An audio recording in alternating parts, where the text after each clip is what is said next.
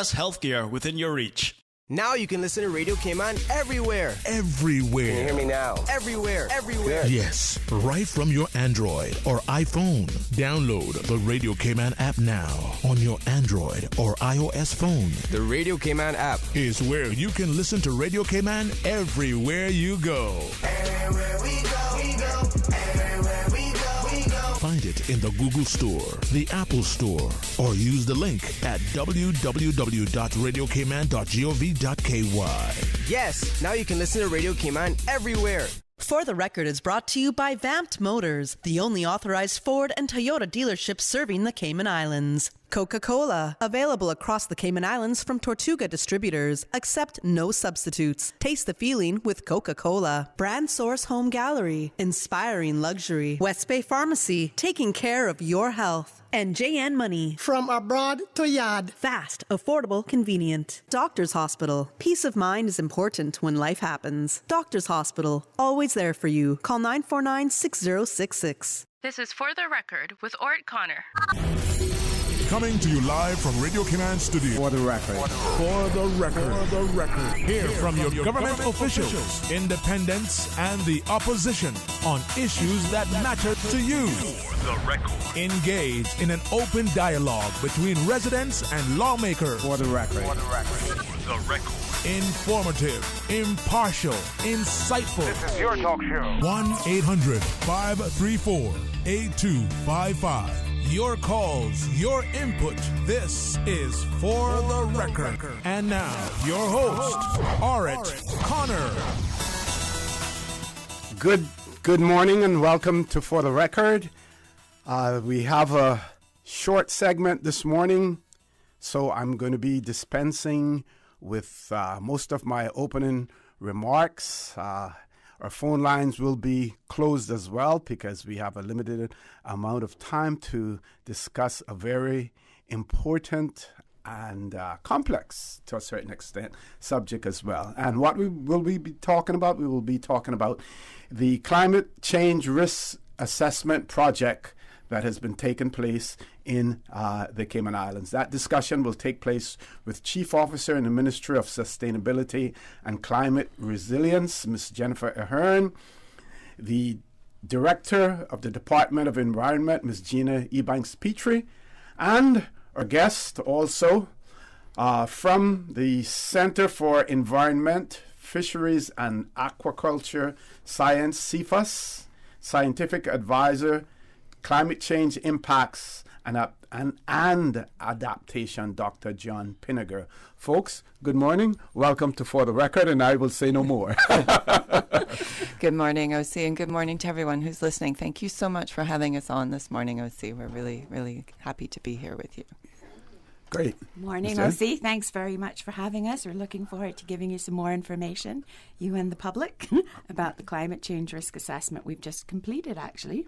Yes. Yeah, morning. This is this is my fourth day in the country and enjoying it very much. Thanks. Excellent. So what we're going to do, the structure of this interview is we're going to give a recap of the climate change risk assessment project, exactly what that is. Then we will receive some preliminary insights from the technical workshops, talk about the public questionnaire, and also the next phase of the policy development as well. Ms. Jennifer, over to you. Yeah, so the climate change risk assessment is a project that the ministry is doing in collaboration with CFAS. It's funded through the Governor's Office, through the FCDO, which we're very, very grateful for. And obviously the team from the DOE have been really key partners in this and as well.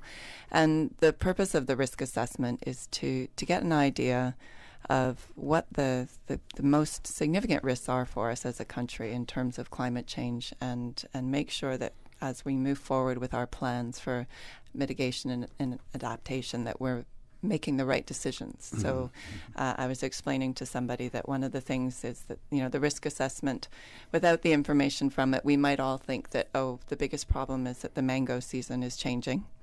And we might miss a risk like sea level rise. I mean, obviously that's an extreme and that wouldn't be the case, but if we focused our energies on addressing the mango season problem, and didn't address the sea level rise, then obviously we'd have a much bigger problem without having been prepared for it. So this risk assessment really helps us to make better decisions going forward. It's based on an evidence report that the team from CFAS and CEH put together over the last several months. They've been working very hard gathering evidence from local studies, regional studies, and global studies, and pulling all of that together. And they came up with a long list of risks, which is what we've been working on this week with some technical expertise to sort of ground truth some of the findings that the team came up with, to say, this is what we think we gathered from the evidence reports that the reports that we were able to review. Does this make sense to you? Do you agree with how we've approached this? And what do you think the risk is in terms of the proximity? How soon are we likely to see these impacts, and the magnitude of the impacts when we see them? So from that exercise, we'll have the prioritized risks based on the proximity and the magnitude, and that will inform the revision of the 2011 draft climate change policy that we are going to move forward and update. Okay. Gina?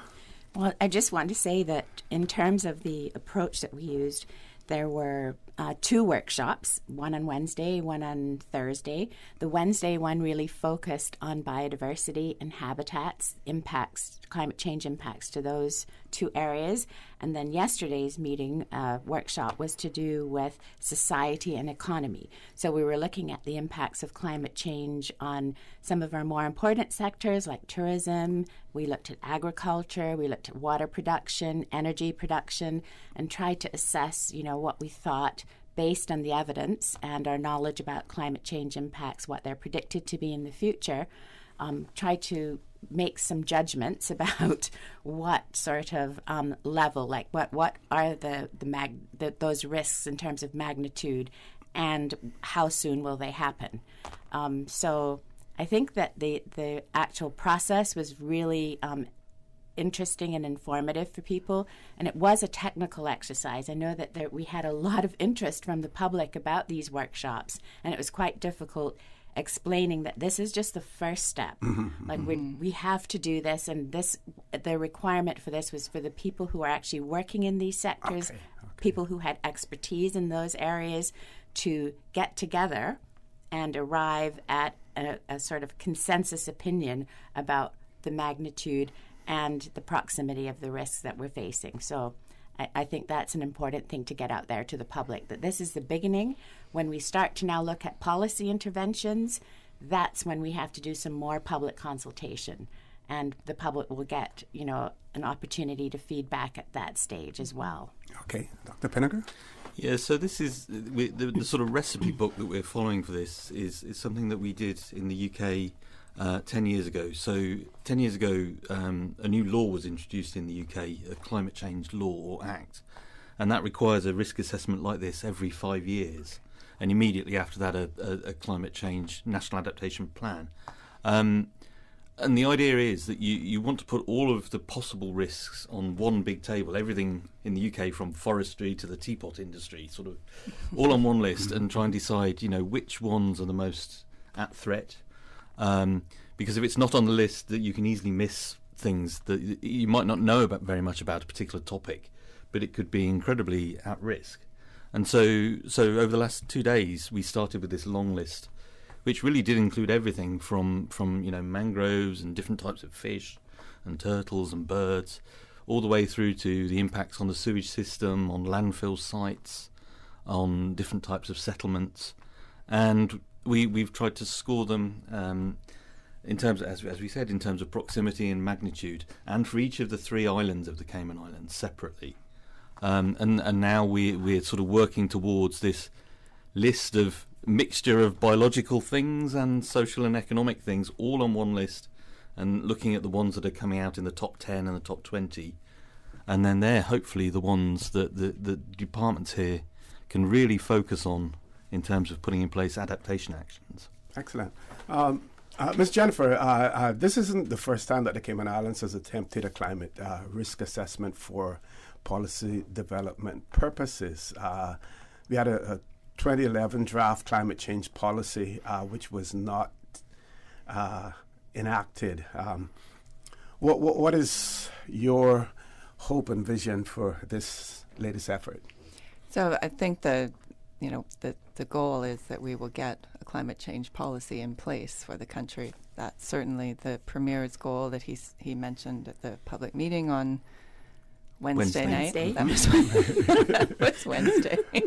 And I think, while it is unfortunate that 2011 policy was never adopted and enacted, the fact is that puts us in a very good position to be able to move forward with updating it, and we're not starting from scratch, which is really good news for us, because the work and the research and a lot of the reports that went into that 2011 draft policy have informed this climate change risk assessment exercise, and they will be the basis of us. It's an excellent jumping off point to basically review the draft and update it, as opposed to starting from scratch. So I think that it puts us in a very good position, and it's just the time that has passed. We now need to go back and look and see what has changed. Are there any new threats or new risks that weren't on the radar at the time of the 2011 policy? And then, we did take a look, and some of the recommendations from that policy have been achieved in the absence of the policy being enforced. One of the big ones was the National Conservation Act, the passage of that, and the provisions in that. That's one that, it was recommended and has gone ahead. So obviously that recommendation would need to come out going forward. So, and as the director of DOE said, that as we move into the policy review and development, we will be engaging more extensively with the broader public around that. But we do have a public survey that's out right now that we launched this week to try and get some insight from the public in terms of their knowledge, attitude, and practices around climate change. And the link to that survey, you can find it on our ministry's webpage, which is gov.ky/sustainability. I imagine the DOE might have a link on their webpage as well. And also you can probably find it on our LinkedIn, our ministry LinkedIn and Facebook too. So we just want to ask the public to go on. It takes just a few minutes to complete the survey, and it'll really help us get an idea of where people's, what their concerns are, what some of the barriers are to action for them individually, and sort of those kinds of questions. So. Excellent. We're going to take a commercial break, and you did mention Ms. Gina. So when we return, we want to hear from her what is the role of the DOE in this current process as well. And we also want to hear from Dr. Pinniger again in terms of a little bit more about CFAS, what the organization does, and what your role in this project is as well. Folks, please stay tuned for the record. We'll be back shortly. The Cayman Islands boasts of a long, colorful, and rich history. In tribute to our roots, Radio Cayman, the voice of the Cayman Islands, is pleased to bring you the Historical Vignette Series, brought to you by Rotary Central. For more than 110 years, Rotary members have used their passion, energy, and intelligence to take action on sustainable projects. The Cayman Islands, He hath founded it upon the seas. In February 1994, the Cayman Islands saw the historic first knighting of Sir Vassal Johnson after a civil service career spanning nearly 50 years. Although he personally credited expatriates James MacDonald and William Grundy for their architectural work in the design of the various company laws of the 1960s, it was Sir Vassal who has been credited with being the steady force behind the Cayman Islands' rise throughout the world of international finance. Born to East Indian parents in Jamaica in 1922, Sir Vassal moved to the Cayman Islands with his mother in 1934. He began working as a clerk in the court in 1942, and after serving in the war efforts, rejoined the civil service and began his steady climb through the government ranks. In 1972, Sir Vassal was appointed the first financial secretary, which he held for 10 years, and remained on the board of the Monetary Authority for many years after. Since 1993, Rotary Central has worked diligently each year to provide quality bus shelters to our community, a traveling convenience to our school children, the elderly, young people going to work, guest workers, and visitors using the public bus. We, Rotary Central, help you, our advertisers, make it happen. Your marketing dollar travels a far way. Positioning your message, your product, your services, your presence in over 83 bus shelters. Every dollar you spend, every advert you place helps to build another bus shelter, providing modest comfort for Cayman travelers. Reserve space now on the only billboard medium in the Cayman Islands. Email rotaryshelters@gmail.com. rotaryshelters@gmail.com. The Bus Shelters, a partner in community convenience. Another inspiration program by Rotary Central Cayman Islands. Radio Cayman's historical vignettes was brought to you by Rotary Central. For more than 110 years, Rotary members have used their passion, energy, and intelligence to take action on sustainable projects. Tortuga will be holding an employment recruitment drive on Wednesday, June 1st from 7 a.m. to 12 p.m. at their 7 Mile Shops location. If you are a motivated team player seeking to grow within a fast-paced and competitive company, bring your resume along with a smile of willingness and interest. Positions range from sales representatives, warehouse crew, and drivers. The Tortuga Employment Recruitment Drive, Wednesday, June 1st from 7 a.m. to 12 p.m. at Tortuga 7 Mile Shops location. Since March 2004, West Bay Pharmacy has kept their doors open to the local communities, even before, during, and after Hurricane Ivan. At West Bay Pharmacy, our staff provides so much more than pharmaceutical excellence. From the moment you walk through our doors to completing your cash out, our staff will have put your hide thorough background checks and precise calculations to ensure your medical safety. Thank you for being a part of our family and for choosing West Bay Pharmacy, where we care about your health. JN Money, money touchdown. Send the money now. Reach wow. You say you need some money, JN Money, I can send it in a hurry. Get through quick when you come collect your cash, or use a money card and swipe it in a flash. Send funds to any bank, yeah. Pay your bills quick, yeah. Low fees, you know what it, yeah. JN Money, we are pick, yeah. Send and receive funds at any JN Money location. It's fast, affordable, and convenient. Money touchdown with JN Money. Send funds to any bank, yeah. Pay your bills quick, yeah. Low fees, you know what it, yeah. JN Money, we are pick, yeah. Call 345-945-2014 for details. Available at JN Money locations across the Cayman Islands. We think it's time you crossed over to a new vehicle. And with the Toyota Corolla Cross now at Vamped Motors, you have plenty of reasons to make the switch. The crossover body and hybrid engine is a sleek design in a sturdy structure with a spacious interior that opens to extensive cargo space. Stuck in traffic? The high-performance self-charging hybrid system automatically switches between gas and electric vehicle mode, helping you lower both fuel costs and carbon emissions. The Corolla Cross has full LED lighting inside and out, an integrated display audio system with energy monitor, and a dual-zone climate control system to ensure comfort for all. Test drive the new Toyota Corolla Cross Hybrid today at Vamped Motors, Walkers Road. Make your house into a home. Welcome to Brand Source Home Gallery, your source for premium products and a premium experience. We'll design and install your dream kitchen with crafted cabinets complemented with elegant appliances. We'll fill it with quality houseware and cookware. Custom designed closet and storage solutions organize and beautify any area. And with the finest bedding, you'll get a perfect night's sleep knowing Brand Source Home Gallery has everything you need to make your house a home.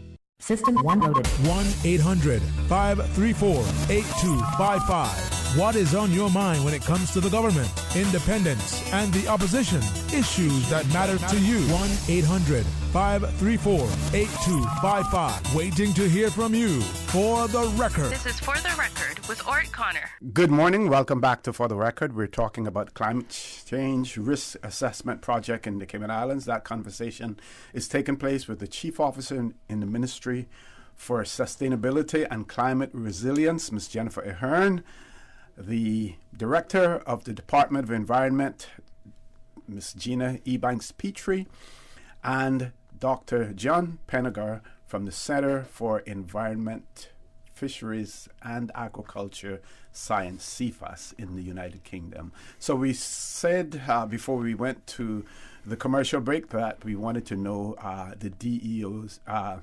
Department of Environment's role in this project as well, Ms. Gina. Well, I mean, our role, OC, is really to support Jennifer and the ministry and the government generally as we move forward with now looking at these risks and trying to think about what adaptation measures make sense for us as a country to address the prioritized list of risks that will come forward.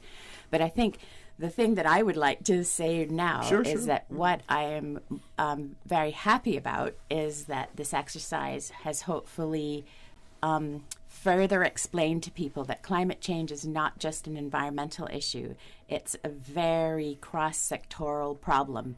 It is going to impact almost every area of our life here in the Cayman Islands. And so it is really everybody's business. It's not just a DOE issue. And that's been a very difficult thing to come out from under because we led that first 2011 policy development with the 5 Cs. And although we had a very broad-based public sector and private sector committee that supported the development of the policy all the way through, because we did the sort of driving of that whole exercise, I think it very much became viewed as a DOE initiative, you know. And so I'm very, very grateful that we have the Ministry of Sustainability and Climate Resiliency, because I think that that is where this needs to sit. It is such an important issue, and that the Premier has it, because it needs to have that sort of gravitas behind it. It is a really important issue for the country. So not so much what our role is. I'm just very glad that it's now something that people understand is much broader than the DOE. And of course, we will, as always, be there doing our very best to make sure that the policy and the adaptation plan and mitigation measures get moved up and moved through the process. Yep. Dr. Penninger, can we talk a little bit more about the methodology? Yes, so as I mentioned before, it's something that we started in the UK. So we gathered together whatever evidence we could find. So in scientific literature, in government reports, things that were published by the Intergovernmental Panel on Climate Change, so huge model outputs that cover the world. And we tried to find whatever information we could find relative to the Cayman Islands, and review what we know about climate change, what's happened in the most recent past, what do we anticipate to happen in the future. And that gave us this long list of topics. The one area that we didn't cover in this particular risk assessment is the finance sector, but everything else we covered. Everything else. And so it's a massive report that we produced. And then from that, we tried to pull out the individual risks, and they cover health, they cover infrastructure. A lot of them cover biodiversity or habitats and the natural environment. There's quite a lot of the risks that focus on tourism, for example. All of the things that you would expect are relevant to the Cayman Islands. And then over the last 2 days, with our panel of technical experts, we've been scoring them. So, as Jennifer said at the beginning, in terms of proximity, so how soon do we anticipate these effects happening? And then the magnitude, how serious might they be? And then we rank them all for each of the 3 islands and find out which are our top 10 risks, basically. Okay. Ms. Jennifer, I'm going to throw the mic back over to you. We also will let you have the last word and squeeze some other stuff in there as well. Okay. Thanks, OC. So I just want to, again, thank you for having us this morning, and thank everybody who came out or listened to the public meeting on Wednesday evening. And just to encourage everyone to please take a few minutes and complete the public survey for us. You can find it on our website, gov.ky/sustainability, or you can find us on LinkedIn and Facebook, and I'm sure the DOE has the link up as well. It's a SurveyMonkey survey, so it's quite quick to complete, and it really will help us get a better idea of the public's knowledge. And this is how they can practices. participate in this stage of the process. At this stage of the process, yes. yeah. And it'll also, if you sort of follow our LinkedIn or follow our Facebook, you'll be able to get updates on some of other work that'll be coming with the climate change policy, but some of the other ministry initiatives like the Plant a Tree for Jubilee, which is going on as well. And then, but just to say to the public that, we're really looking forward to engaging with everybody around this. It's such an important topic.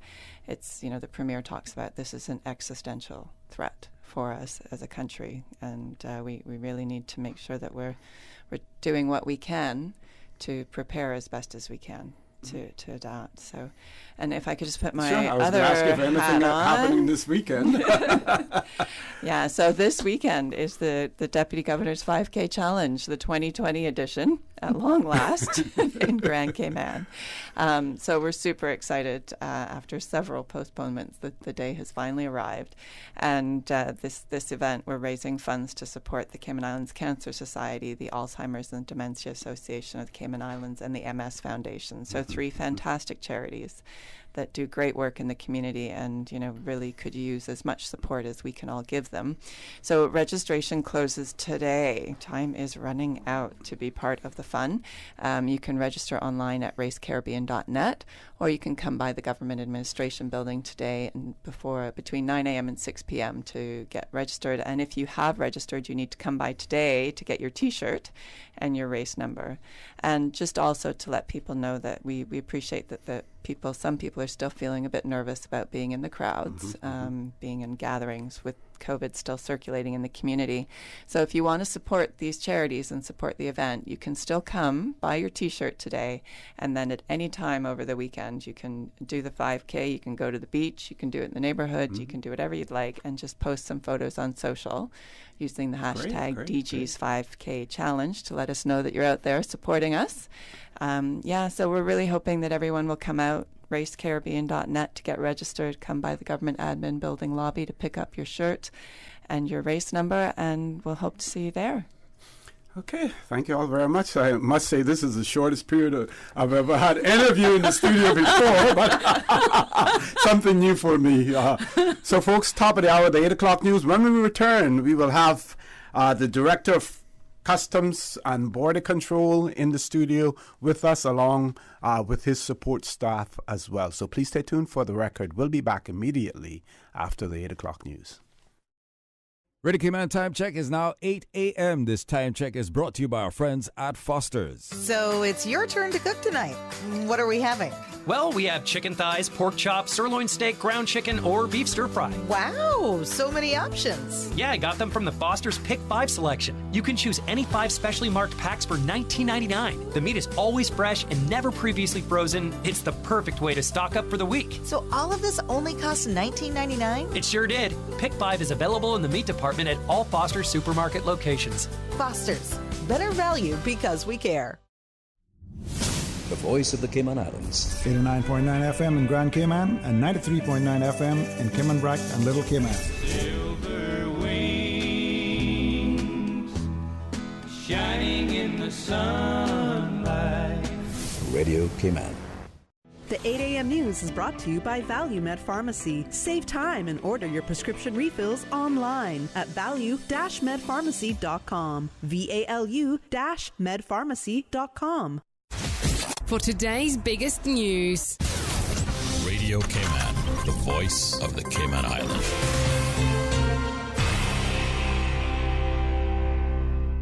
Gazetted the regulation extension on Thursday after Cabinet made the decision to extend the operation of the Control of COVID-19 Travel Number 2 regulations until June 30th. The regulations lay out rules with regards to travel restrictions, quarantine, isolation, and ticketable offenses under the law. You can read more at exploregov.ky. The Lions Club 42nd Multiple District 60 convention kicked off last night at Governor's House. Radio Cayman's Felicia Rankin-Salins was there. This event is particularly special as it's the first one since 2019. Cayman's Lions descended upon the home of His Excellency Governor Martin Roper, as did several visiting dignitaries. Radio Cayman caught up with His Excellency to discuss the momentous occasion. I think it's a wonderful evening. It's always a fantastic atmosphere at Government House for receptions like this, and I was really pleased just to host an event for the Lions and their 50th anniversary. So I think everyone's having a lovely time, and we haven't had an event for the Lions at Government House in my time here, so I was really, really pleased to be able to do this, and everyone is enjoying it. One mustn't forget that this year also marks 50 years since the introduction of the Lions movement in the Cayman Islands, and in those 50 years, the Lions Club has certainly left its mark. I think they're a really big part of our community. They're an institution, and they know the iconic Lions Centre. So many events happen there, and they've done amazing things for the community over that 50 years and continue to do so now. So the eye clinic, the aquatic pool. They've helped build homes and repair homes, and so many other things. And then you've got tropical gardens, and they've had campaigns around diabetes, breast cancer. They've worked with our youth. Governor Roper didn't forget to mention the Cayman Brac Lions and continued to express his gratitude for their contributions throughout the years. And there's Cayman Brac Lions as well, who've done amazing things there. So I think our community is blessed to have so many groups that go out and just support people and help people who need that support. And obviously that takes a bit of a burden off government as well, that we have so many people in the private sector are willing to step up and support. So I pay tribute to everyone who's been involved in the Lions. I think they're a fantastic organisation, and I just want to say thank you to them. The 3-day event continues today, May 27th, with an opening ceremony at the Lions Community Centre, concluding with the District 60B Convention and Multiple District Convention on Saturday, May 28th. For Radio Cayman News, I'm Felicia Rankin-Solins. Now with a check of international news, here's the BBC, which will take us out of the newscast. I'm Karsley Fuller from Radio Cayman's newsroom. BBC News with Debbie Russ. Russian-backed separatists in eastern Ukraine say they've captured the town of Liman as Russian forces continue their offensive in the Donbass region. Liman is on the road to the Ukrainian city of Slovyansk, which is a key Russian target. Russian missile strikes on the central Ukrainian city of Dnipro are reported to have killed 10 people at a National Guard barracks. A local official said the building was hit by one of 3 missiles launched from inside Russian territory.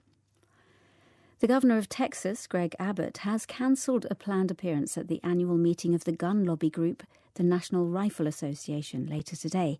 Instead of attending the gathering in Houston, Mr. Abbott will go to Uvalde, where a teenage gunman killed 19 children and 2 teachers. The World Health Organization has warned that monkeypox cases are likely to continue to rise, but a senior official said the outbreak could easily be contained with the right measures. About 200 monkeypox infections have now been detected outside Africa. Another 2 journalists have been arrested in the Ethiopian capital Addis Ababa as part of what the authorities call a law enforcement operation. Critics have accused the Ethiopian government of waging a campaign of harassment against the media.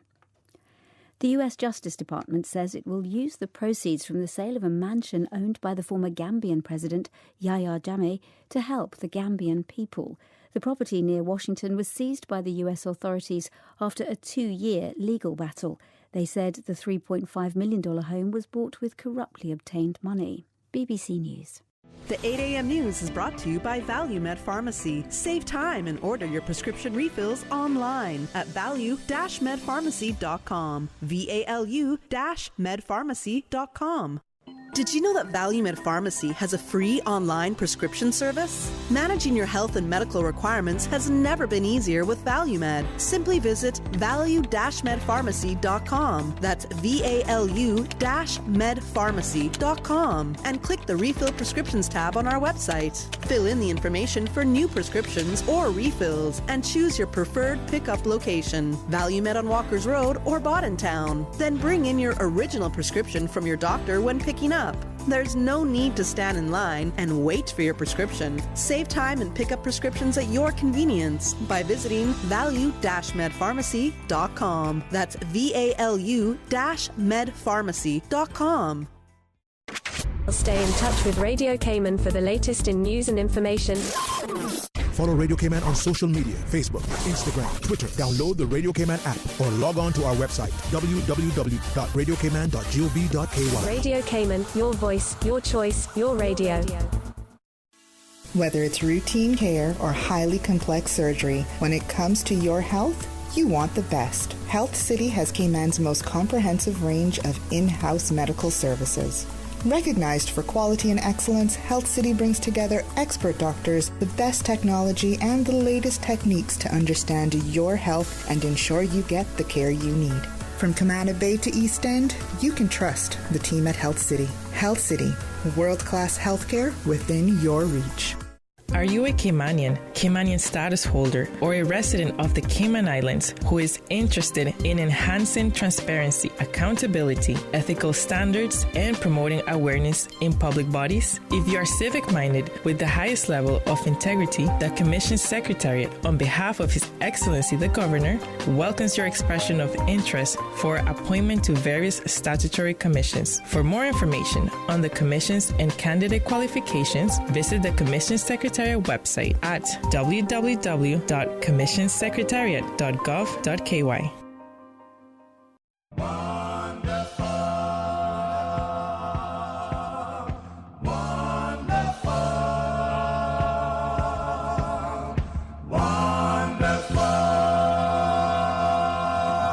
Your Yesteryear Musical, Saturday evenings at 8 o'clock on Breeze Radio.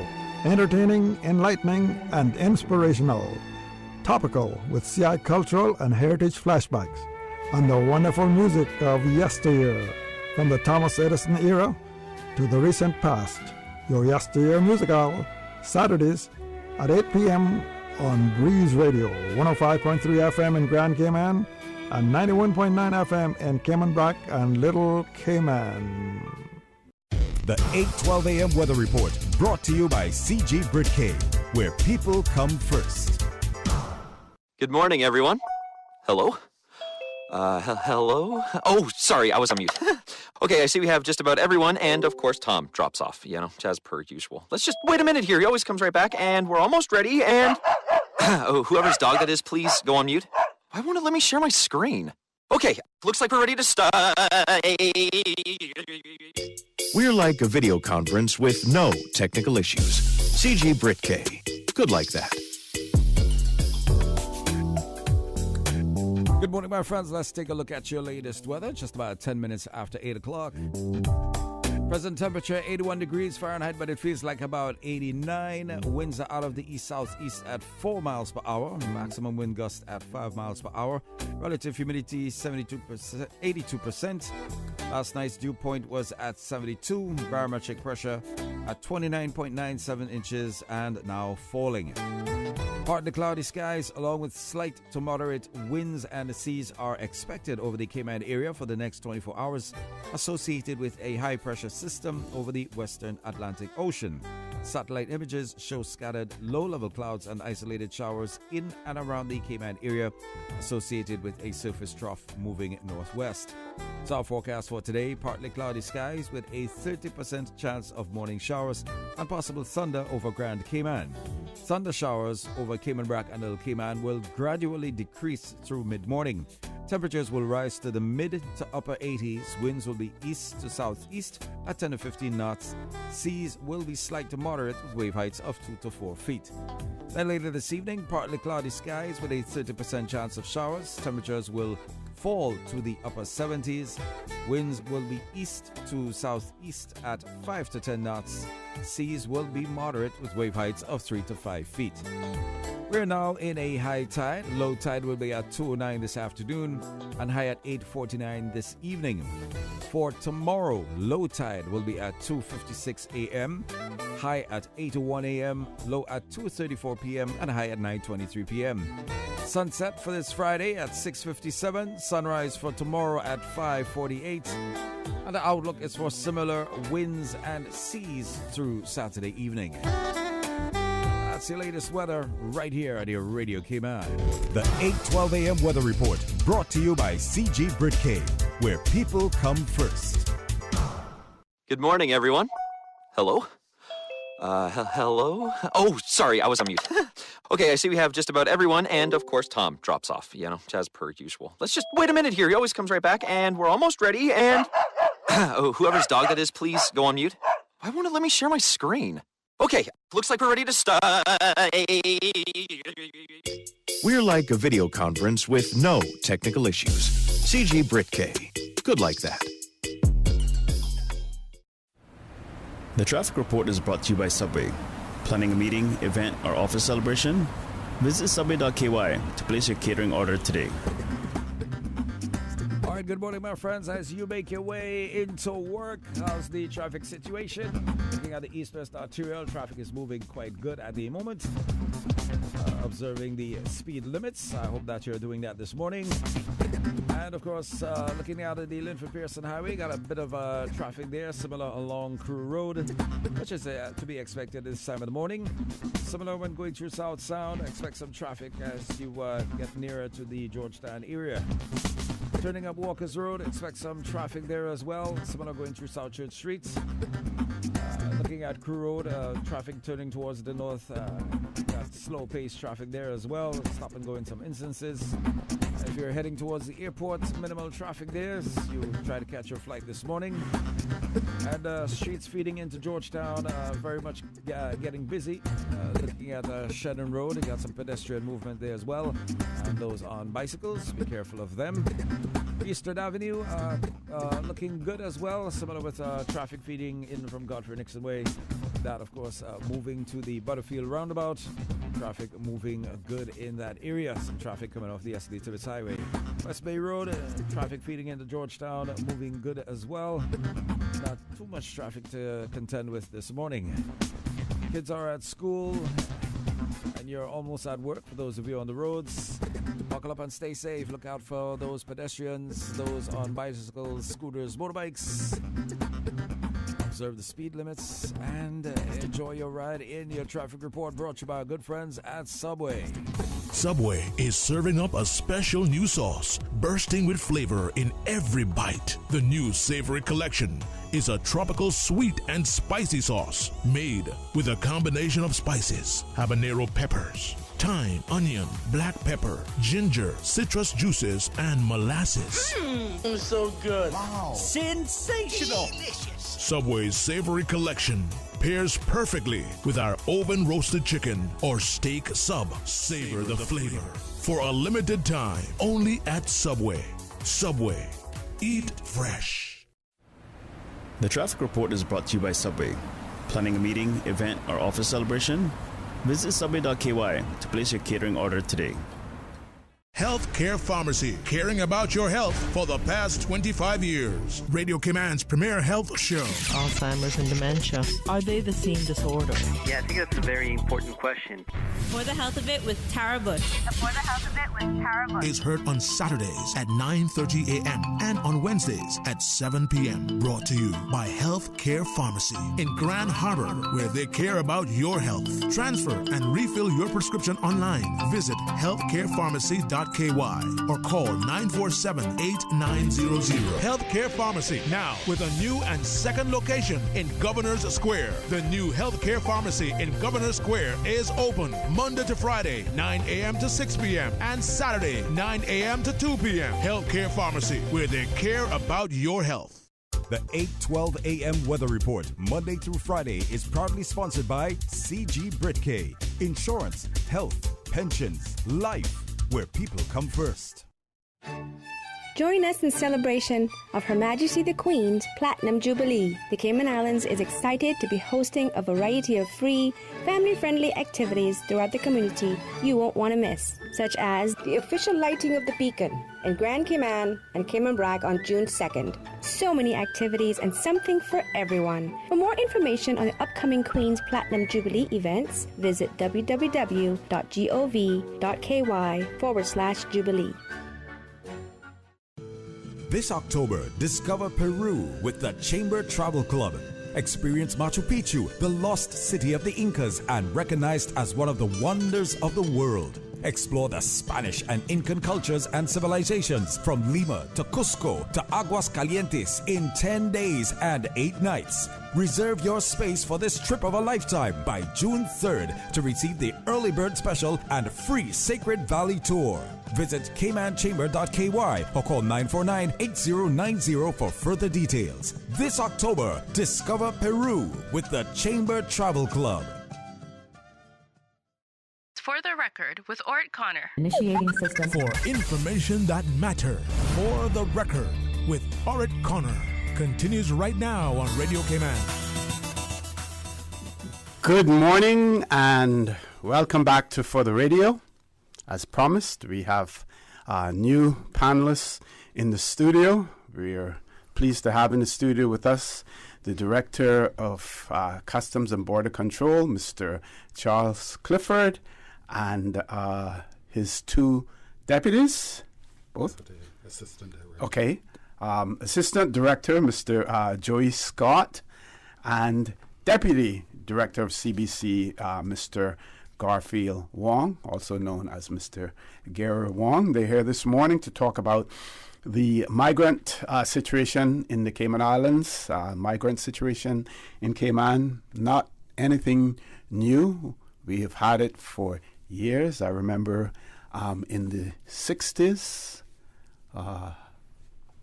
we had migrants coming to the Cayman Islands, usually, as usual, by boat. Those days, much larger boats. They used to be sometimes docked at what we used to call a little dock, which was in front of the Church of God Chapel. And, of course, we swam in Hogstye Bay. They lived on their vessels. And sometimes they, we were amazed at what they cooked. And sometimes we even ate. They allowed to cook the fries and white rice together and things like that. We'd dive off their boats.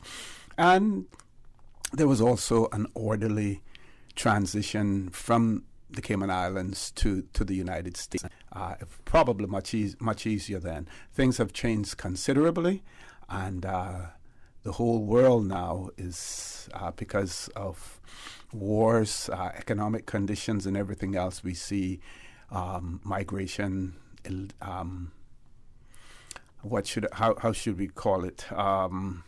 Uncontrolled migration throughout the world as well. So we're not new in this challenge. We also have other sister overseas territories that are faced with the same situation as well. But they will be talking about that this morning as well, and giving us as much information as possible, helping us to understand the challenges that are faced as well. So without any further ado, I want to say good morning, gentlemen. Welcome to For the Record. Thank you very much, Mr. Connor. Good morning to you, and good morning to your listeners and those who are watching us online. We're happy to be here this morning to talk about this issue, because we know that there's been many questions from the public about it, and we're hoping that we'll be able to answer those questions today, and to listen to any concerns that might come from the public. As you've already pointed out and introduced, I have with me this morning Deputy Director Garfield Wong, who has responsibility for port operations portfolio, under which the migration management section falls, and Assistant Director Joey Scott, who has responsibility for the migration management section. So, Mr. Connor, if I could just sort of put the discussion in context and give some opening comments before I ask my colleagues to expand on what I'm about to say. This is the whole issue of migration and irregular migration is a very complex issue. The Cayman Islands are required as a British overseas territory to comply with the 1951 Convention on the Status and Treatment of Refugees. Yes. That convention had some limitations in it in relation to geographical boundaries and time limits. But as a result of the 1967 protocol that built on that convention, those limits were essentially expanded so that the convention essentially applies across the globe to the majority of territories. And so we have to comply with that. But in addition to that, our own legislation, the Customs and Border Control Act, as well as the Cayman Islands Constitution, are aligned with that convention with respect to refugees. so that we are required to not just comply with the convention, but our own legislation, of course, when we are managing migrants. Now, we also know that many people have said, but most of these migrants are economic migrants, so we should just simply take them back to Cuba. While that is true based on the evidence, there's due process that they're entitled to. And so we have to put them through that assessment process, determine what their status is, whether they qualify for political asylum here or not, or whether they are in fact economic refugees. But we can't simply make that decision in the absence of due process, and that's where the convention and our local legislation comes in to make sure that we are compliant with international standards and our own legislation. Precisely, yep. Mr. Connor, we also know that there have been comments from members of the public, and we understand that people are frustrated about these things. There have been comments from members of the public about why don't we just put the Coast Guard out there and intercept them and turn them back. But it's not quite as simple as that. First of all, were we to do that, the Coast Guard would be required to bring them here in any event so that they could be processed in accordance with the law. But more importantly, because of that, there's really no value in intercepting them at sea when those resources should be deployed on drug interdiction and firearm interdiction duties. So we don't want to misplace our priorities here in this respect. So I just wanted to address that concern and that sentiment that's come from the public. We're happy to receive any suggestions and comments from the public, but that is one that I wanted to address up front, because it's simply not an option. It's not a legal option for us to do that. And even if it was, we simply can't decide to take them back to Cuba without Cuba's authority. Cuba would have to be prepared to accept them. They would have to approve their return, etc.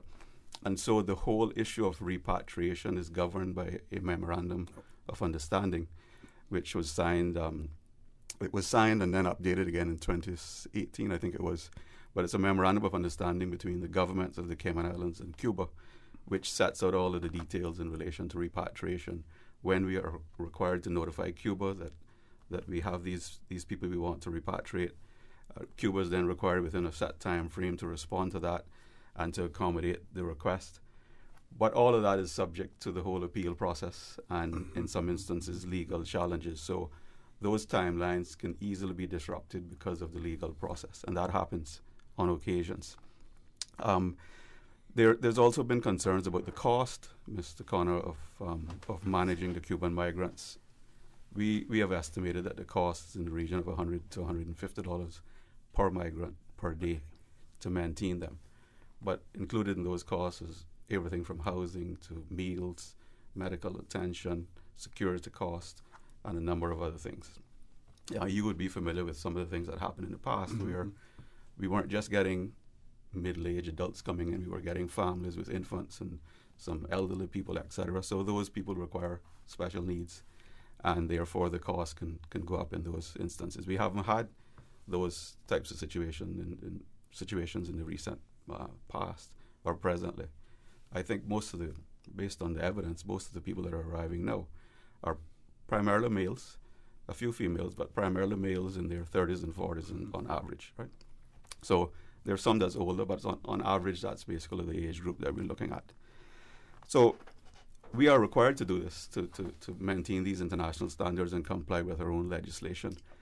The migrants are not prisoners, and that's an important point for us to make, because, again, members of the public believe that we should just simply keep them in custody, when that is, in fact, not a legal option if they're seeking political asylum. We can keep them in legal custody initially while we do the initial processing, determine their identities, the sort of general processing that we do. They are required under the COVID-19 regulations to quarantine like anyone else. So all of those things must be complied with. But once we've gotten beyond that process and we're then looking at making the determination as to whether or not they're entitled to political asylum, they must be allowed certain liberties at that point under the convention and in accordance with our own legislation.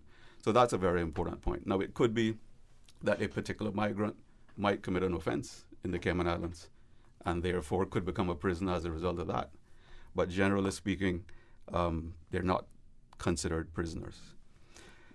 I'm going to stop soon, Mr. Connor, with my opening, but I wanted to also address one or two final points before I invite my colleagues to comment. Sure. And one of them is that we've also heard the comments about the amount of money that we spend on migrants compared to what Caymanians are afforded in terms of government funding.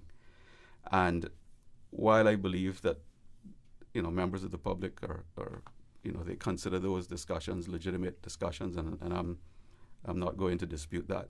I just want to point out that the Customs and Border Control Service, as a department, is responsible for implementing border control policies. Yeah. And included in those policies will be migration management. So that's our responsibility. The whole issue of social and welfare policy and how that's implemented is outside of our remit. Precisely, so I can't really comment on that at this stage and in this particular role. So I don't want to take that discussion any further than that. But the final point I want to make is that we have a mass migration contingency plan. And that plan is essentially triggered when we reach capacity or close to capacity at our detention center. And we have reached that. So what we did prior to, when we saw that number going up, we convened a meeting of the Mass Migration Committee, and we decided to activate the plan. And then what that does is ensure a multi-agency approach that brings in all the other agencies. So the police, the Health Services Authority, Public Works, a number of other agencies that come together to help manage the situation. Because when we have a mass migration situation, it can't be managed solely by CBC. It takes a multi-agency approach. Yes. So we are up and running, and while we have some migrants currently in rented accommodation, it could be that we will reach a point where we become so overwhelmed that that's no longer practical or affordable. So from that point of view, our ministry, the Ministry of Border Control and Labour, is looking at alternative migrants accommodation. We had in the past a tent city in 1994 when we had a very large influx of Cuban migrants in a very short period. Yes. In a very short period of time. So we're looking at some type of similar alternative accommodation in the event that we are faced with that again in the near future. So I'm going to stop there for the moment and invite my other colleagues to to add anything that they would like to add to what I've said or any additional comments. And during the program, of course, we're happy to take any questions from members of the public. Okay, excellent. So we're going to take a commercial break now. When we return, we will hear from other members of the panel as well. And I will alert our listening and viewing audience as to when the phone lines are open for you if you have any questions or comments to make in regards to migration, the migrant migration to the Cayman Islands. Please stay tuned for the record. We'll be back shortly. Tortuga will be holding an employment recruitment drive on Wednesday, June 1st from 7 a.m. to 12 p.m. at their 7 Mile Shops location. If you are a motivated team player seeking to grow within a fast-paced and competitive company, bring your resume along with a smile of willingness and interest. Positions range from sales representatives, warehouse crew, and drivers. The Tortuga Employment Recruitment Drive, Wednesday, June 1st from 7 a.m. to 12 p.m. at Tortuga 7 Mile Shops location. At Doctors Hospital, we know life happens, and usually when you least expect it. So when unexpected medical issues arise, you need quality care close to home. Located in the heart of Georgetown, our accomplished team of physicians and medical staff treat minor urgent conditions such as migraines, chest and abdominal pain, shortness of breath, burns, broken bones, open wounds, and more. 24 hours, 7 days a week with no appointment necessary. Peace of mind is important when life happens. At Doctors Hospital, we're always here just for you. Need to speak to someone? Call 949-6066. Make your house into a home. Welcome to Brand Source Home Gallery, your source for premium products and a premium experience. We'll design and install your dream kitchen with crafted cabinets, complemented with elegant appliances. We'll fill it with quality houseware and cookware. Custom-designed closet and storage solutions organize and beautify any area. And with the finest bedding, you'll get a perfect night's sleep knowing Brand Source Home Gallery has everything you need to make your house a home. History has taught us that in crisis, humanity will always respond with innovation. What world-changing technologies will emerge from humanity's latest challenges? How can the Caribbean capitalize on the metaverse, blockchain, hybrid work, and more? Join us at the RF Economic Outlook Conference under the theme Future Forces, World-Changing Ideas, where we will explore the future of work, investments, technology, and more. The journey begins on June 8th. Reserve your seat today at www.rfeoc.com. System 1 loaded. 1-800-534-8255. What is on your mind when it comes to the government, independence, and the opposition?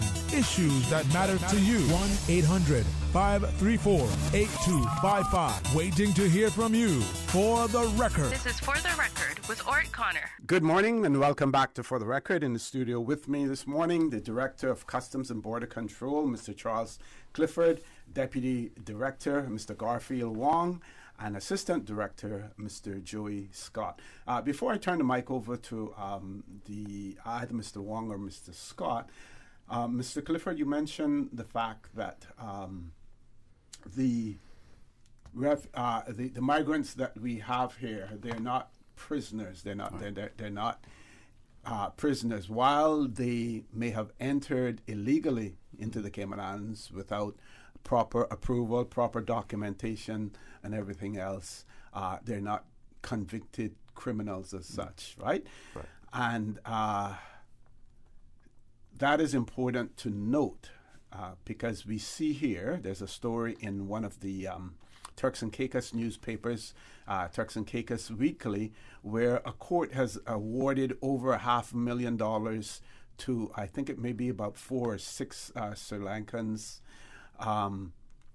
for unlawful detention in the Turks and Caicos Islands as well. So it is important for us to ensure that we are on the right side of the law when it comes to how we treat the migrants as well. Absolutely, and that is a sister British overseas territory, yes. So they operate under the British judicial system just as we do.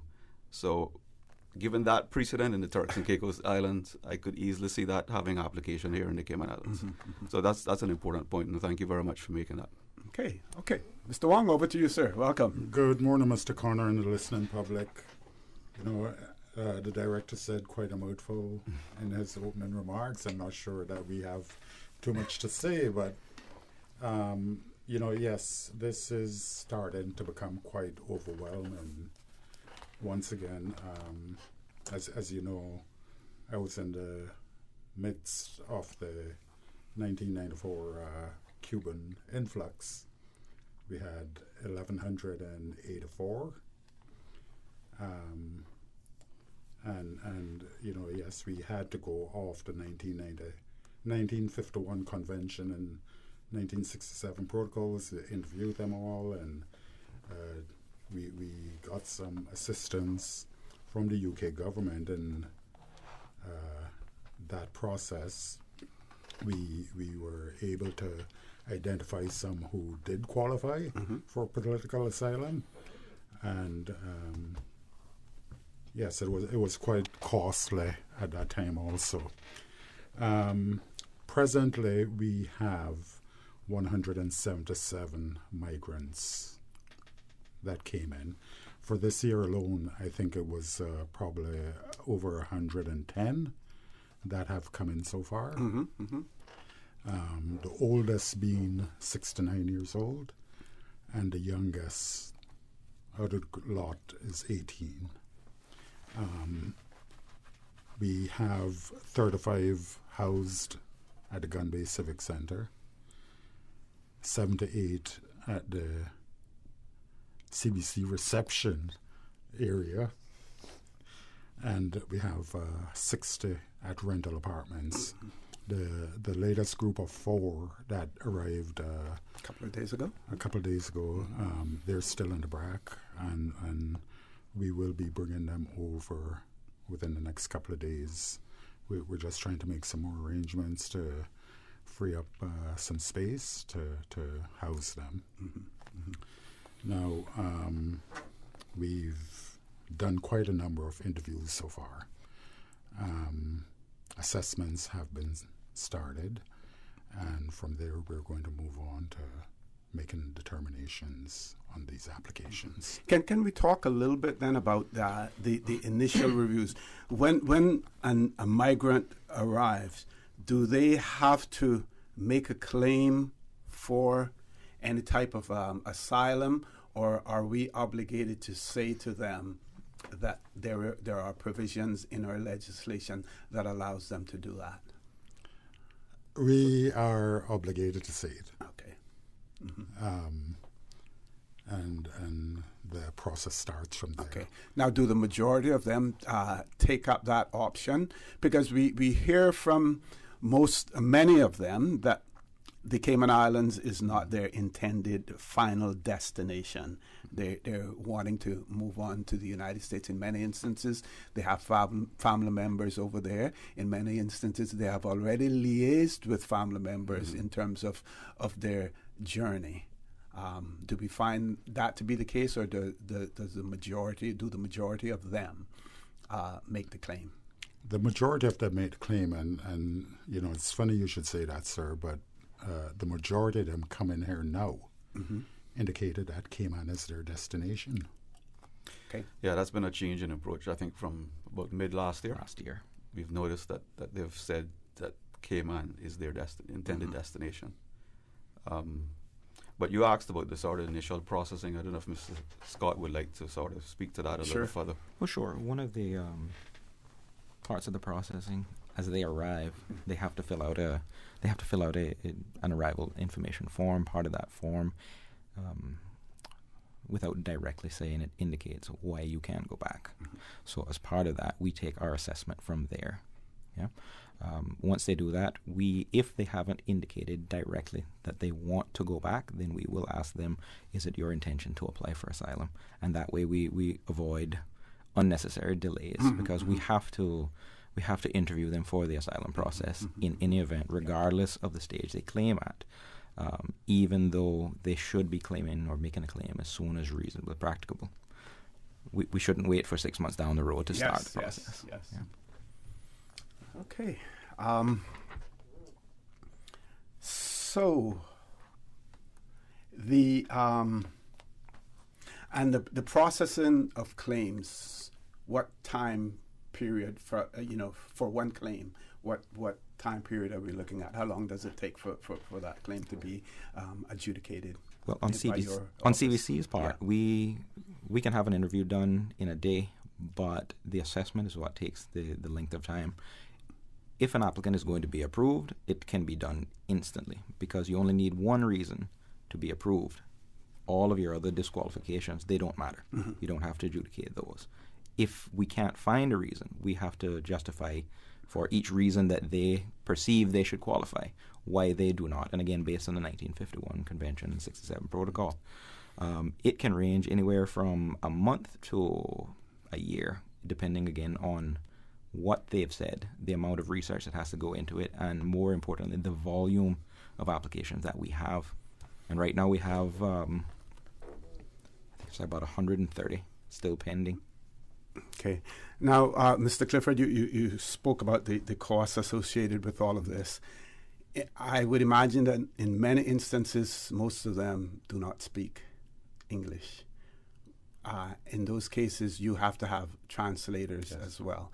And you have to have translators who are credible. And when I say credible, to the extent that no one can make the claim that the translation was incorrect or that, the person misinterpreted that. So do you use your staff, in-house staff, or do you also use outside translators as well in those cases when it is needed? We use both, Mr. Connor, and I'll ask Mr. Scott to expand on this, but I'll just say quickly that we have some of our own bilingual officers involved in this process.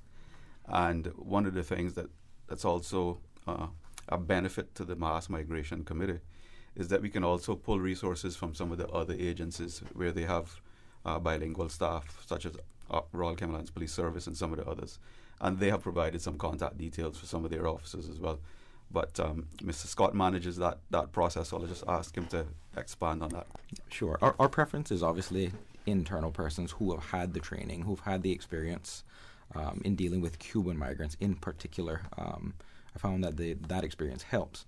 So in addition to that, though, we're also using former CBC/immigration staff who, again, would have had that experience, as well as currently we're using staff who are assigned to both Travel Cayman and RCIPS and have had experience in the court, translating for the court. We haven't had any issues at all. These are all persons who are law enforcement officers who've had the training, have the experience, and more importantly, Spanish is their first language, so they understand what is being said and they can accurately reproduce that on paper. Okay. Now, this one is more from a policy perspective than anything else. But if some migrants are deemed to be economic more than political refugees, how can we continue to emphasize the point that we here in the Cayman Islands, the government and the government policies, support legal migration as opposed to illegal migration? And we can support that point by pointing to the number of Cubans working in the Cayman Islands who have no other connection with the Cayman Islands, no family connection with the Cayman Islands, but are working here legally as well. So we say to these people, we say to the government of Cuba, we have a pathway for legal migration. We know it works because we know that people who come here and work from Cuba are able to return to Cuba, or our work permit system is and our visa system is established and designed in such a way to ensure that they are in line with Cuban laws and policies in terms of the length of time that persons are allowed to remain outside of Cuba before they should return to be legally compliant.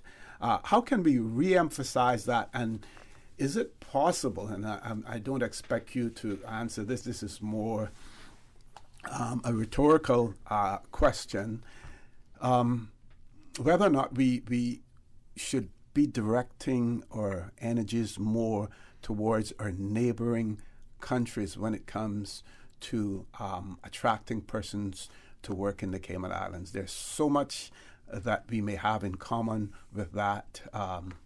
That's a question out there for my listening audience, if you want to answer that one as well, whether or not we should be concentrating more. Because, for instance, in Isle of Pines, Cuba, there's so many people in Isle of Pines who are related to Caymanians. Yes. They come with skills. One of the things that pluses in Cuba, free education. So they all come highly educated in one area, whatever area of expertise that they're in, they come fully educated as well. Mr. Clifford? Mr. Connor, it's an important point that you raise, and in the context of the MOU that we mentioned earlier, we spoke about the MOU in the context of the repatriation process, but the MOU deals with other issues such as legitimate migration and trade between the two countries, etc. So we've had those discussions over the years with Cuba about the fact that we do have Cubans legally living and working here in Cayman. And I was just looking at some of the numbers. I mean, we have, I think it's somewhere in the region of over 668 Cubans living legally in the Cayman Islands with various types of statuses. So whether that's work permit or temporary work permits, there are 3 students, some are permanent residents, so different categories. But 668 Cubans living here legally in the Cayman Islands. So the process is available. The legal migration or irregular migration isn't necessary because the process is available. Yes. So we continue to say that. But of course, communicating those messages within the borders of Cuba is a different challenge. And then we also have, or they also have, the economic challenges in Cuba with respect to only some people can afford to do this. Yes. And so that's part of the problem. But your wider question about the policy in terms of the type of labor and where we attract labor from is not sure it's something that we should be commenting on. But happy to hear the views of the public on that. Certainly. Okay, that may be a good point for us to take a commercial break. Folks, please stay tuned. For the record, we'll be back shortly.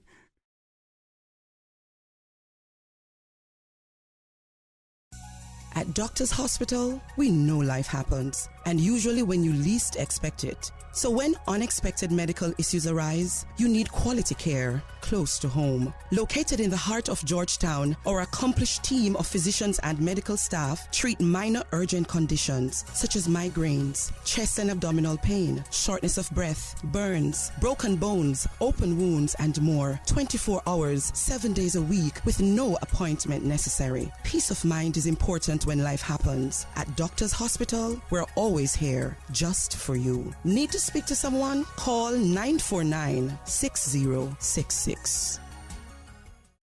Tortuga will be holding an employment recruitment drive on Wednesday, June 1st from 7 a.m. to 12 p.m. at their 7 Mile Shops location. If you are a motivated team player seeking to grow within a fast-paced and competitive company, bring your resume along with a smile of willingness and interest. Positions range from sales representatives, warehouse crew, and drivers. The Tortuga Employment Recruitment Drive, Wednesday, June 1st from 7 a.m. to 12 p.m. at Tortuga 7 Mile Shops location.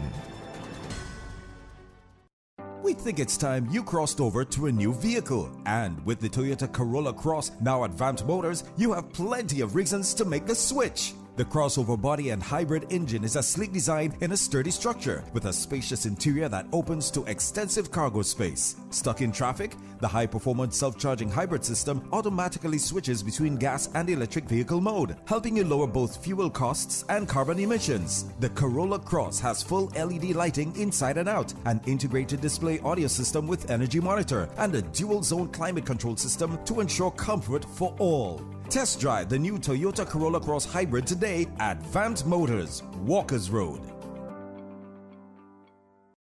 Tune in every Monday through Friday at 12 p.m. for Radio Cayman's Midday Newscast. Radio Cayman, the People's Station, your trusted official source for the latest news. The 12 p.m. news is proudly brought to you by Health City Cayman Islands. World-class healthcare within your reach. For the record with Ort Connor. Initiating system. For information that matters. For the record with Ort Connor. Continues right now on Radio Cayman. Good morning and welcome back to For the Record. In the studio with me, the Director of Customs and Border Control, Mr. Charles Clifford, Deputy Director, Mr. Garfield Wong, and Assistant Director, Mr. Joey Scott. We're talking about the Cuban migrant situation in the Cayman Islands. They have responded to various comments and observations that have been made publicly about the treatment, about the costs, we've been hearing some laypersons' suggestions in terms of what we should be doing, intercepting them at sea, returning them to their country of origin. And of course, Mr. Clifford, you have pointed out, the legal obligations that we have, not only internationally, but in terms of our own laws and our constitution as well. And as we claim to be a country of laws, then we have to ensure that we act that way as well. Mr. Scott, you had an interesting observation off mic when I spoke to the fact of legal migration to the Cayman Islands and the number of Cubans that we have legally working in the Cayman Islands, being able to travel to and from Cuba absolutely. As well. We, as Mr. Clifford alluded to earlier, we have almost 700 legal Cubans. So there is no reason why you can't come here legally. For the vast majority of the Cuban populace, they will certainly be able to qualify for one purpose or another. Now, what we've seen in a few occasions is that where we've had failed previous asylum seekers, we've seen them come back on valid, legitimate work permits. So there is a process that you can take if you have to leave Cuba for whatever the reason. Particularly, we're finding economic being the main reason, the 99 out of 100. There's a way to get here. Okay. So, Mr. Clifford, I've seen other countries where other countries have adopted various approach to deal with their migrants. In some instances, they have offered and given temporary residence to them with the hope that the political situation will change in their country of origin, because there are many refugees who want to and are waiting to return to their home country because that's where they want to be, right. But because of circumstances, they're unable to be there. So they're granted a form of temporary residence that allows them to remain there until the situation were to change. Now, here in the Cayman Islands, we have to be careful what we offer because of the proximity, we can easily become a magnet, right. to for illegal migration, as well.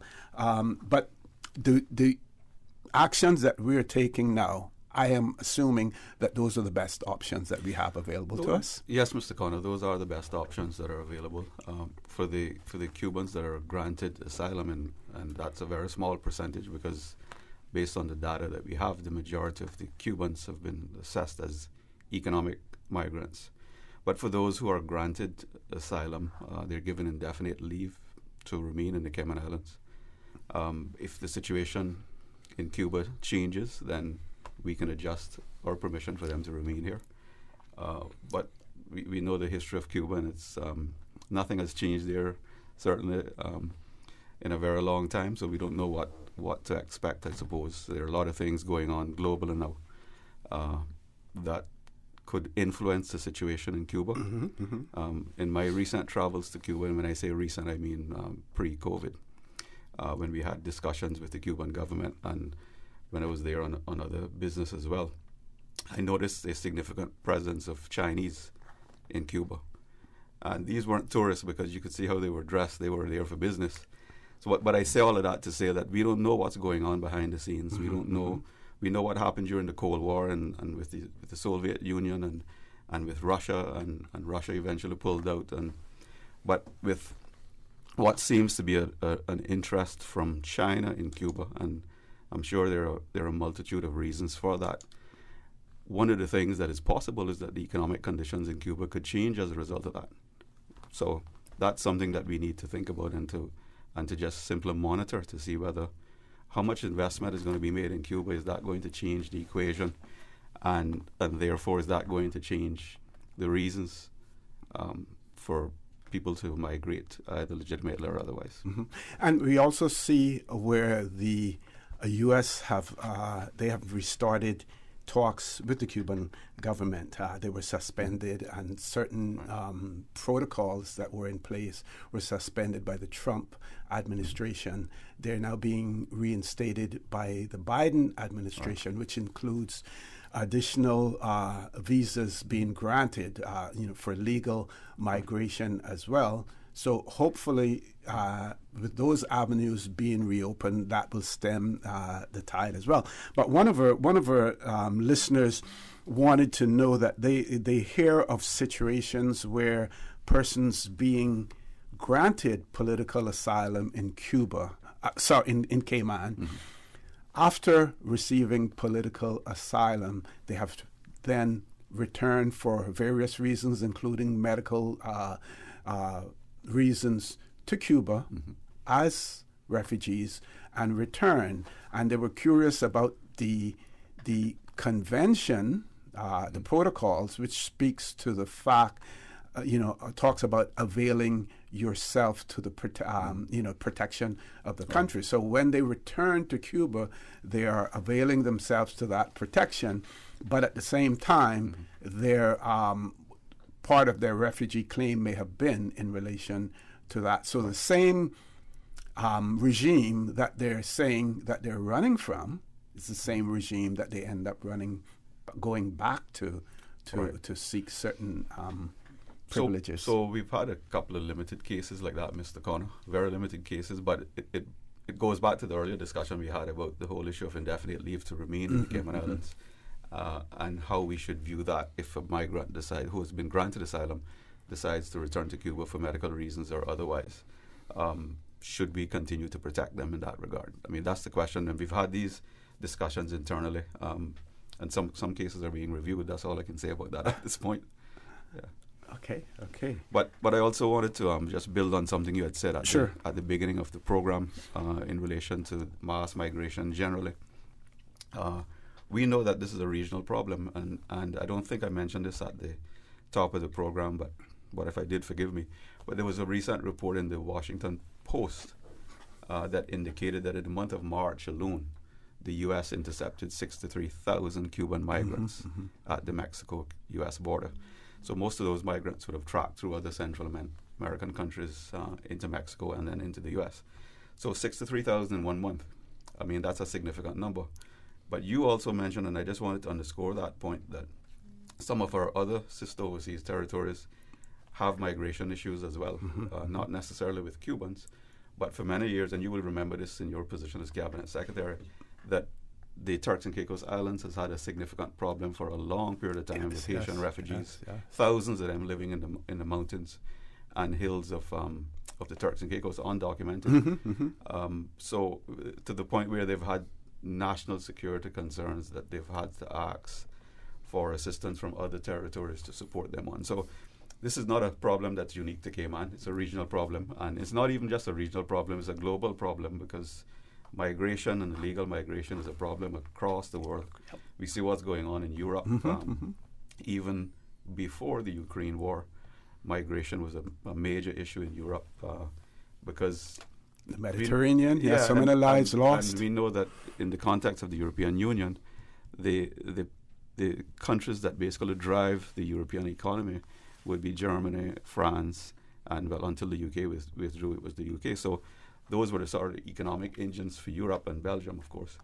But a lot of the other countries, people were fleeing from a lot of other European countries because of the economic conditions. So migration and illegal migration has been a problem from the time we can remember, and it'll continue to be a challenge for us to manage. Certainly. Okay, we're going to reach the headline news at 9 o'clock. I'm going to ask you gentlemen to stay on at least until 9:15, because I want you to talk about and talk to our audience, because there are people out there who are listening in terms of, giving advice to persons wanting to reach the Cayman Islands, and how can we speak to them, talk about the safety issues, talk about the risks that are being taken. We know that there were times when the Cuban authorities basically opened up their borders and say, if you want to leave, you leave. Then there were other times when they basically closed the borders based on pressure from the United States in that regard.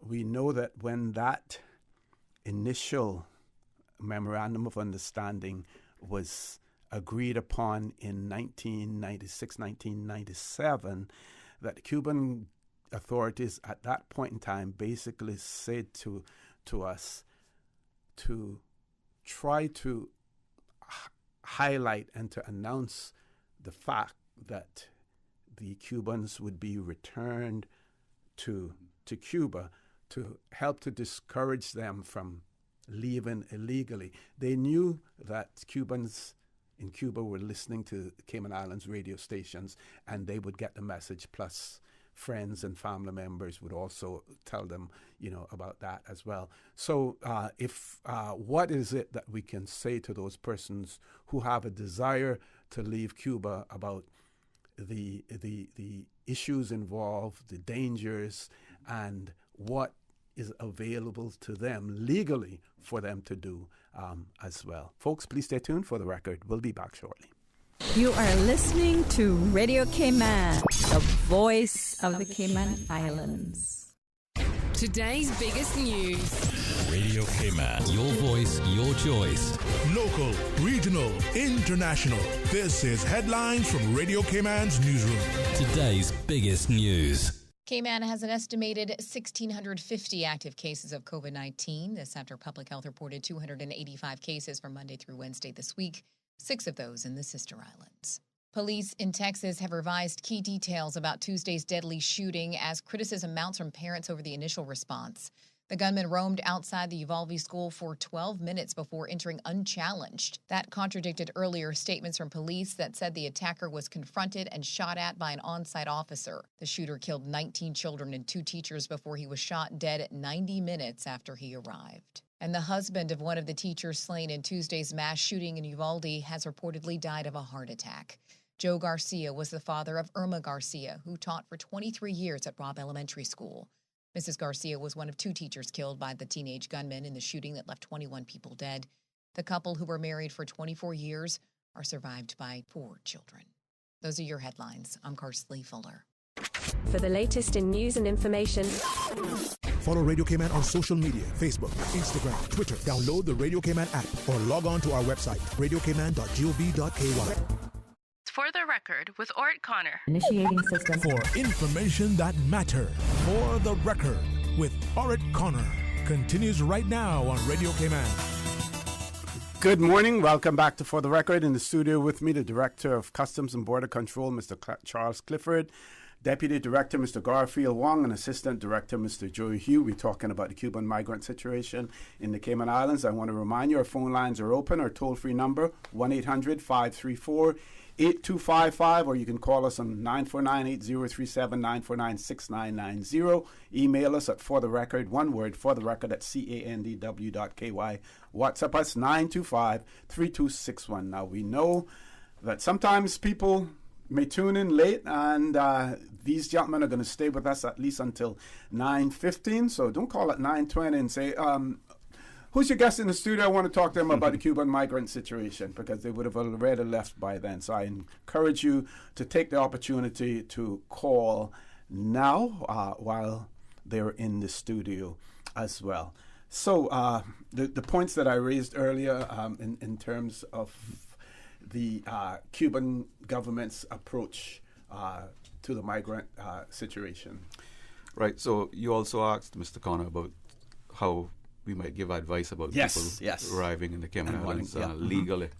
And I'm going to ask Mr. Wong and Mr. Scott Tech to answer that. But before they do so, I also wanted to say that the journey from Cuba to here as an illegal migrant or a regular migrant is a perilous journey. Yes. And we know that many of them who depart Cuba to come here or to go to Central America don't make it, and they perish at sea. So we have seen the conditions, obviously, when they arrive here. Many of them are severely dehydrated. Some of them are injured. And in the case of the most recent arrivals, the 4 that arrived night before last night, I think the pictures may have been published already. If not, they'll be published later today. But at first light, because they arrived around 11:30 that night, and by the next morning when they ran ashore, by the next morning when the photographs were taken of the iron shore, it was just planks of wood basically on the iron shore. There was nothing left of what they had arrived on. Wow. So I say all of that to say that they just barely made it to Cayman. They could have easily been one of the groups that perished at sea. But also, we also know that when some of the Cubans arrive here, they don't appear to be in very bad condition. And so that speaks to the whole issue of human smuggling, and we know that that goes on. It goes on across the world. I mean, there's a lot of that happening in Mexico as well. It is illegal, and we want to make that point, that human smuggling is illegal. It's a criminal offense, and people need to be aware of that because there are consequences to that. So we know that some of them have helped at least to the point of our territorial waters, and then they make their way from there. We know that's the case, and it's something that we're mindful of. We only have jurisdiction, in our territorial waters, so there's not much we can do beyond that point. But that's an important point for us to make, that it's a criminal offense, and people, need to be mindful of that. But in relation to the more general issues that you spoke about, I'll ask Mr. Wong and Mr. Scott to expand on that. Sure. So, as you're aware, the British Embassy in Cuba at one time handled visas for us. CBC has upgraded now, where we have our visa system online. People are able to apply from Cuba or their relatives apply for them here, submit all relevant documents, and we will review what is submitted and make that determination as to whether or not a visa will be approved. So we've simplified the visa process for people visiting here. Not that we have taken away the security issue of it, but we have simplified that part of it. In relation to the working part, as Mr. Scott pointed out before, we've had failed asylum seekers who have come here and have been able to obtain a work permit once they went back to their homeland, and they're here living and being able to support their families back home. The majority of Cubans who are here, they're able to sponsor their family members or friends when they come. So we do not, we're not too hard on them when we're dealing with these visa applications. They provide what we require. We review and deal with the applications accordingly. And of course, part of that would be their ability to return to Cuba at the end of their stay as well. Correct. Now, I'm glad you mentioned that, because it did slip my mind earlier. When we're dealing with these asylum applications, Mrs. Scott indicated that it could take up to a year at times. We have bucked up in a little issue every now and again, where Cuba's law is, if you've been out of the country for 2 years, you automatically lose your citizenship. We have to start that process all over again to help them to reapply to get back into Cuba. So. Well, before I pass over to Mr. Scott, the situation with Cuba, and don't want to sound too critical, but when you're dealing with the Cuban authorities per se, they always negotiate, and the way that they do it is it has to be to their advantage. It always has to be there to their advantage, which is sometimes, unfortunate. Now, I shared with Mr. Clifford, and I think I forwarded to you as well, a news clipping from the Jamaica Gleaner, where over 840 Haitian migrants ended up in Cuba via Clara just a few days ago. And it seems as if Cuba has other Haitian migrants who are there as well. They ended up there, not deliberately entering into Cuba. And the article points to the fact that they are returned to Haiti, eventually returned to Haiti. It doesn't speak as to whether or not they can make a claim for asylum in Cuba or whatever.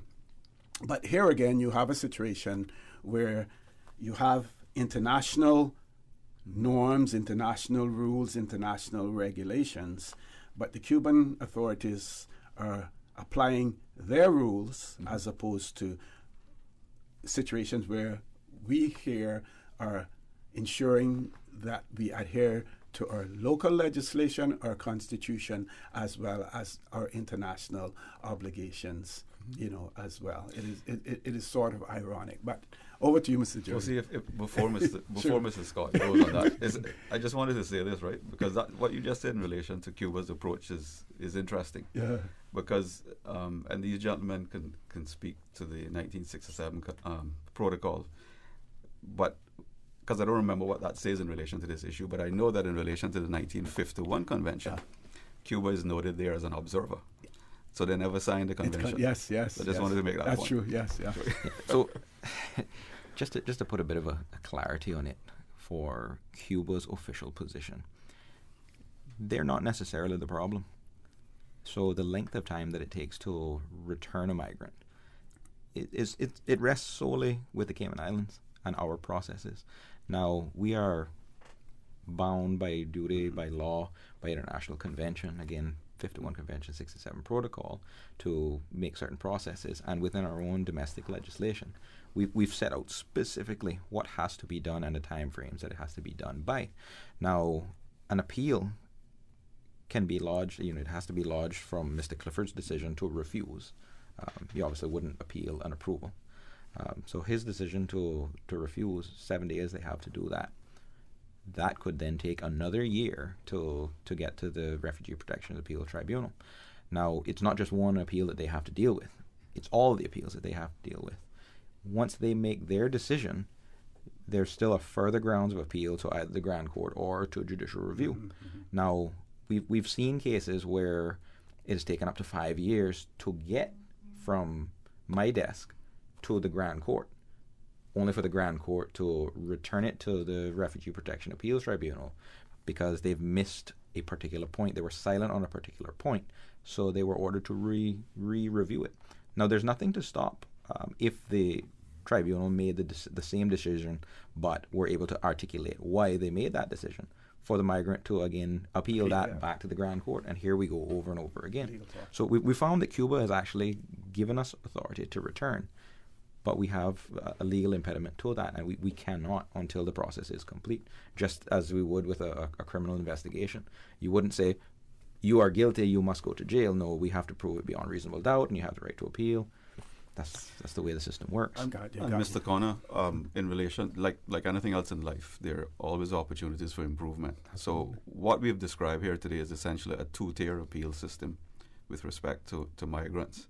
And so it is legitimate for us to have that discussion about, is that part of our internal policies that we need to look at? Should it be a two-tier system, or it should be a single appeal process to essentially shorten that whole part of the process? So these are all discussions that are taking place internally. Okay, I believe we have a caller. Let's go to the phone lines. Caller, good morning. Welcome to For the Record. Yes, good morning, OC, and to your panel. Good morning. Good morning. How are you, my friend? Yes, pretty good. OC, this question is directed to the Mr. Clifford. Mr. Clifford, you seem to be quite knowledgeable about protecting our borders, but who is protecting boundaries internally or on the islands? Because the government used our property, my property, in the block for 13 years. And when I asked for compensation, even the governor, nobody seems to have any knowledge of how we do that. You know, when I go to the airport and park my car there, and they tell me I have to pay $5, whether I be there 1 hour or 24 hours, but that $5 for that day. If I stay there in Cayman for 3 months, I have to pay them $5 a day. Now, they use my property for 13 years, and nobody, not one soul in the government up to date can say, listen, we need to pay this man some sort of money. Can you expand on that for me and tell me how that works, please, sir? Thank you very much. Okay, thank you, caller, for that. I'm not sure that that's in your portfolio, Mr. Clifford, but... No, I mean, I've heard Mr. Moxham's concerns about this for some time, but I'm very sorry to say I'm not in a position to give him any advice on that today. So it's outside of my remit, and I believe he's pursuing it through other avenues, and hopefully he'll get some resolution soon. Yep. I'm sure that he will. If you just have to be persistent, you have to pursue it, and just like how the Cubans and other persons claiming political asylum, they're using the legal process to get to where they want to be. We do have another caller. I'm going to ask you to take that caller before you leave, gentlemen. Caller, good morning. Welcome to For the Record. Good morning, For the Record. Good morning. Good morning. How are you, sir? Pretty good, and good morning to all your panelists there. Good morning, sir. Good morning, sir. Yes, there was one sentence of phrase that was made that I was very interested in. I can't remember if it was made by Mr. Clifford or Mr. Wong about that the Cubans are now saying that their destination is Cayman. That's correct, sir. That's a new emphasis for them now. They're Cayman Islands. And we've noticed, yes. Well, Well, when you look into what Mr. Clifford just said about the human smuggling toward the Cayman Islands, there's also, as far as I've heard, I don't know if I can substantiate it or not because I haven't had any cases directly with it. There's smuggling outside the Cayman Islands also, from people going from here to other destinations. And so it seems to me now that they have a new they have a new they have an excuse now to say that Cayman Islands is their destination because they know that when they come here, they have contacts here that will take them to Honduras or Mexico or even to Belize. Because I've seen that the Prime Minister of Belize is saying that he was surprised that they turned up in his harbor unannounced, unexpectedly, and he's in Cuba trying to fix that problem. So it seems to me that now they're using us as a target now to be able to move from our shores to another shore by claiming that Cayman is their destination when that's really not really true, because eventually their destination is someplace else because they don't stay here very long, 2 or 3 months or so on, and then you hear that they're gone. Either they're gone in Mexico, or they're in Honduras, or they're in Belize, or they're some other places. And the thing is that what we need to do is we need to fix our system. The UK now has a similar system but not to do with the migrants, but to do with deporting criminals. They use all of the systems available to them to block their exit from the country.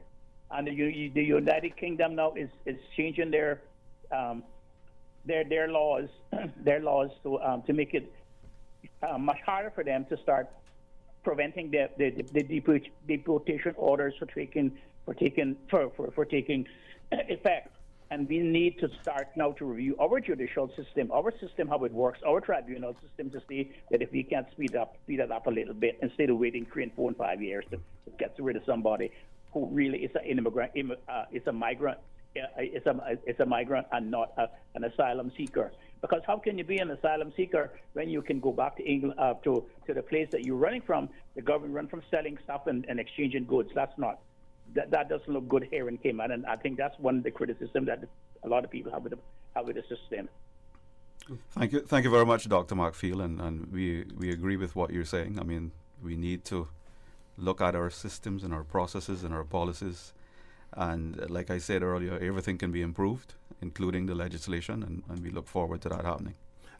Doc, while you're still there, do you have a view on legal migration? Because I know that you have, relatives over in Cuba as well. And while I think the director pointed out that 600 or 700 persons of 668 persons of Cuban nationality who are resident in the Cayman Islands, either in the form of a work permit, permanent residence, or whatever.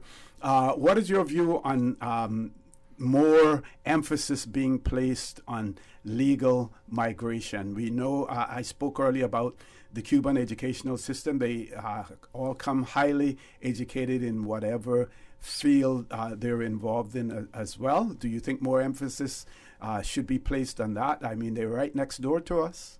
Yeah, well, this is, Mr. For the record, this is not something that is new, because many years ago, under our other administrations, we started to make a claim to them. We said, if we are going to bring people here to work on work permits, we got 28,000 to 30,000 people in work permits. Why not bring our cousins and our aunts and uncles who had to leave the country when there was nothing here for them to do, to go to other countries? Why not give them priority to come?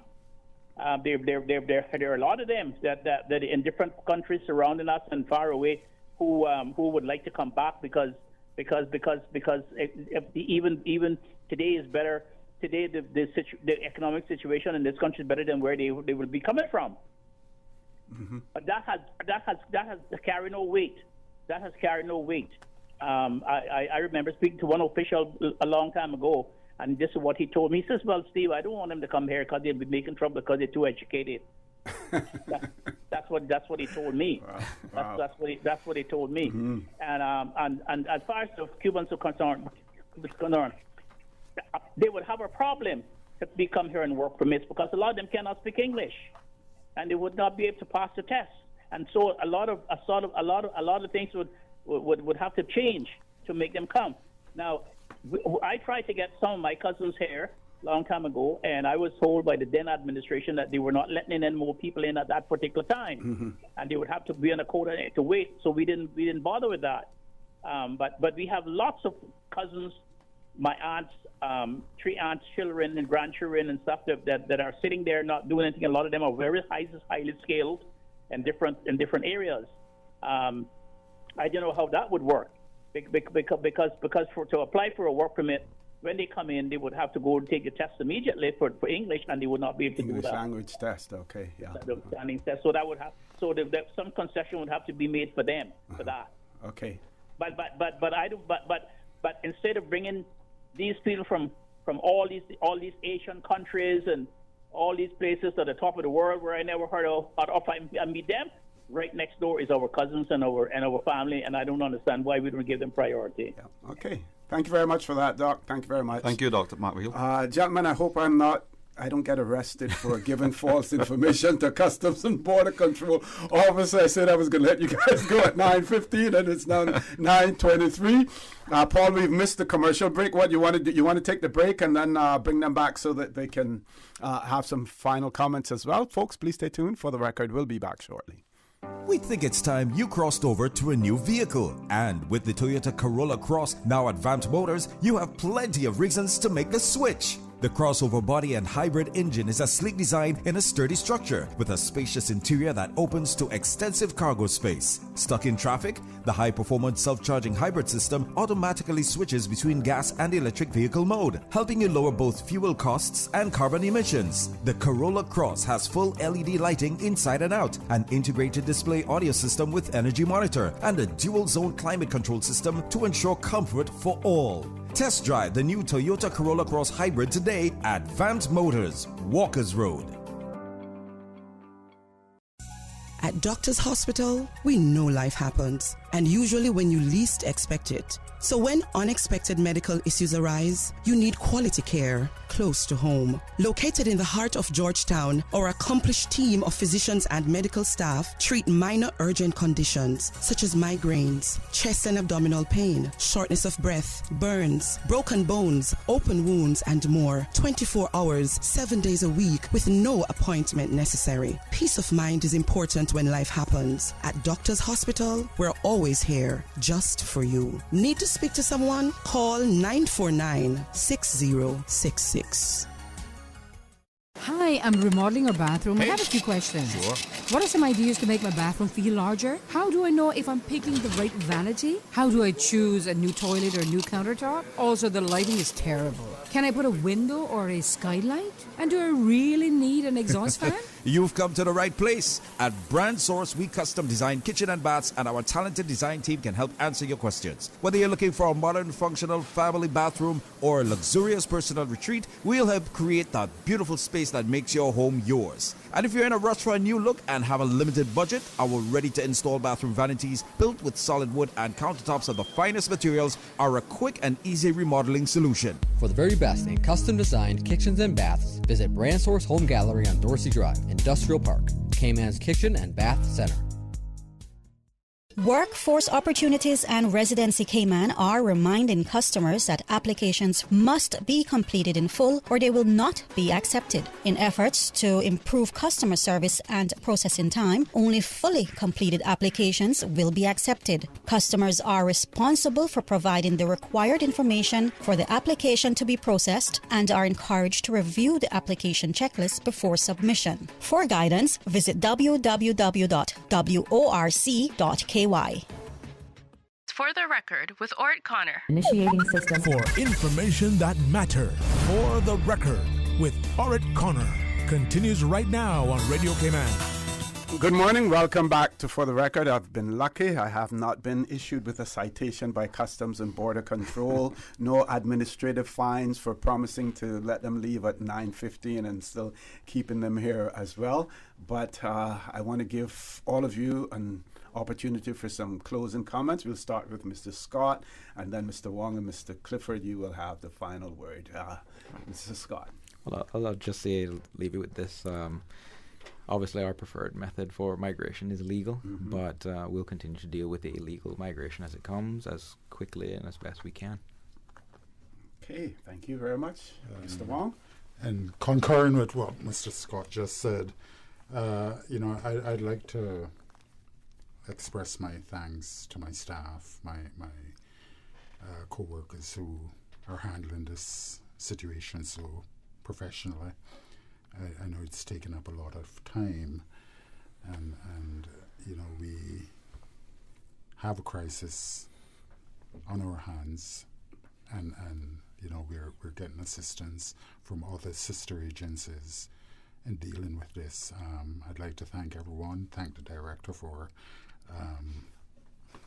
pushing the necessary resources towards me to be able to ensure that this is done. So, yeah, thank you very much. Okay, and in terms of the Cayman Islands, and we know that criticism has been thrown at authorities, and you mentioned earlier at the start about the way we treat our migrants and the way some Caymanians find themselves. And we need to be thankful that we are actually in the position that we're in now. While it may be stressful, maybe a financial liability on us, we're fortunate that we are in that position that we can deal with it. And you mentioned off mic, Mr. Clifford, there were times when we here in the Cayman Islands, because of economic situations, the same people that we're talking about now, that we could possibly bring back from Isle of Pines. Those people ended up over there because of the economic situation here in the Cayman Islands, and we have other jurisdictions where we went to as well. Absolutely, Mr. Connor. I myself have many family members in the Bay Islands and Honduras, and we have many Caymanian families in the Isle of Pines, which we now know as the Isle of Youth. So that didn't happen by accident. That happened because conditions in Cayman were grim. We didn't have the opportunities that we have now. So we shouldn't take for granted what we have in Cayman now, and the fact that so many people from so many countries around the world are seeking to come to Cayman to take part in those opportunities. They didn't always exist. They won't always necessarily exist. So we need to be mindful of that things could change.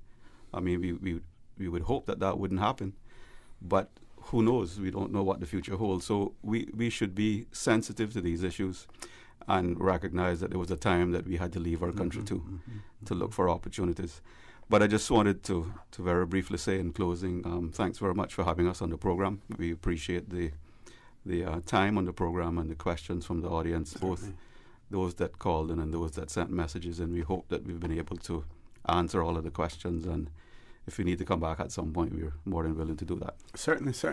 Thank you all very much for that as well. Folks, we're going to have about a half an hour left in the show. When we return, the phone line remains open. Maybe we'll talk a little bit about travel restrictions to the Cayman Islands. We see where the regulations have been extended until the 30th of June. We know that persons have been calling and inquiring and saying, why is it that Caymanians still need to have permission to return to the Cayman Islands as well? Of course, we didn't discuss that one this morning here, but we can talk more about that as well. Again, I want to thank my guests. I want to commend them for the great job that they're doing, being no stranger to that department. Of course, you come in for criticism, whether you do your job good or not, they're going to criticize you as well, but you have to have broad shoulders in that. You know that you're governed by legislation, as well, and your personal views can't be injected into your decisions or into the conversation as well. And I want to thank you for the professional approach that you take, towards your obligations as well. Folks, please stay tuned for the record. We'll be back shortly.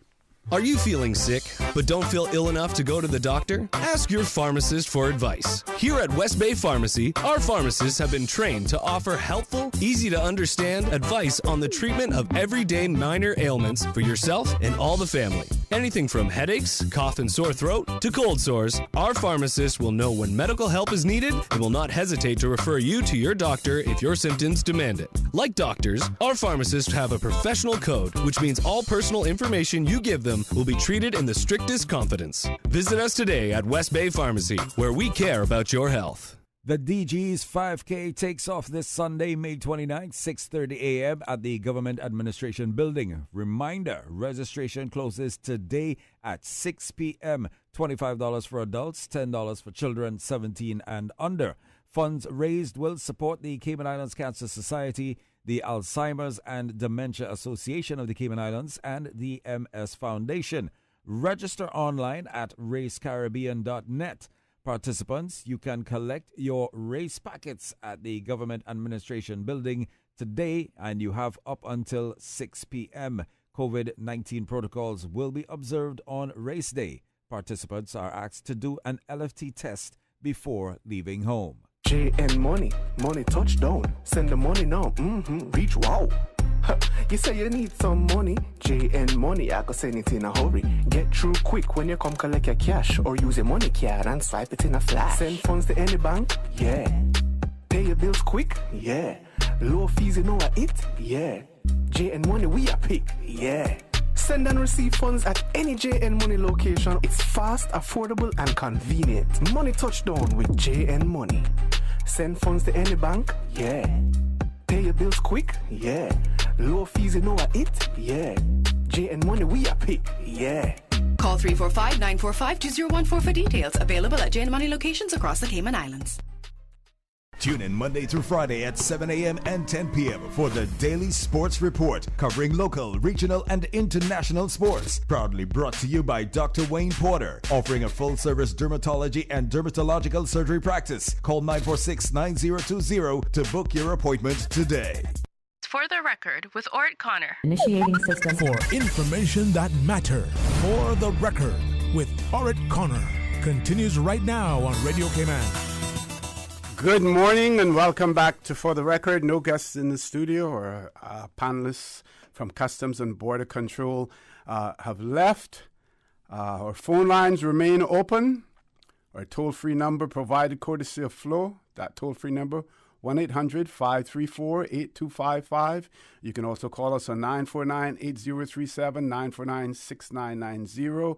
Email us at fortherecord, one word, fortherecord, that's CANDW.KY. WhatsApp us 925-3261 as well. So as I pointed out earlier, one of the press releases issued the Control of COVID-19 Travel Number 2 Regulations 2022. They were extended yesterday, the 26th, yes. They were extended to the end of June, and that has been gazetted as well. So no changes as regards the travel COVID-19 regulations and travel. Of course, you would have heard one caller on Wednesday speak to the fact and question why do we still have it in place, for Caymanians wanting to return. And it pointed out, some of the challenges that people are facing, especially some persons, the elderly, or even persons who may have traveled overseas for medical purposes as well. Also, we had the COVID-19 figures for the 26th of May. Those figures showed that on Monday, the 23rd, there was 112 cases. Tuesday, the 24th, 95 cases. And Wednesday, the 25th, 78 cases as well. 1,650 estimated active COVID-19 cases in the Cayman Islands. 11 persons are currently hospitalized. for COVID-related causes, and of those 4 are unvaccinated. And just to bear in mind also that, vaccination process, you can still be vaccinated as well. We do have a caller, so let's go to the phone lines. Caller, good morning. Welcome to For the Record. Good morning, Osi, and happy Friday. Good morning. Same to you. How are you? Haven't heard from you in a while. I was off island. Oh, okay. Well, But glad. I was listening. Good. And I was listening. glad you're back safely as well. Yeah, it was very, very nice. Went to Mexico. Okay. Yeah.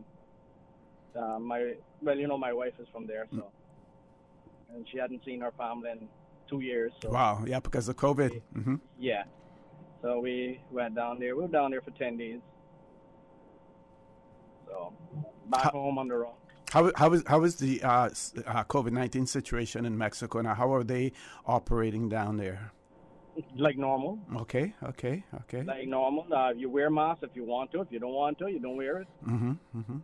Yeah, and I mean, some people take it seriously. I mean, my in-laws, and then they're you're still paranoid about it still, but we still move about down there. I mean, like normal. Mm-hmm. Yeah.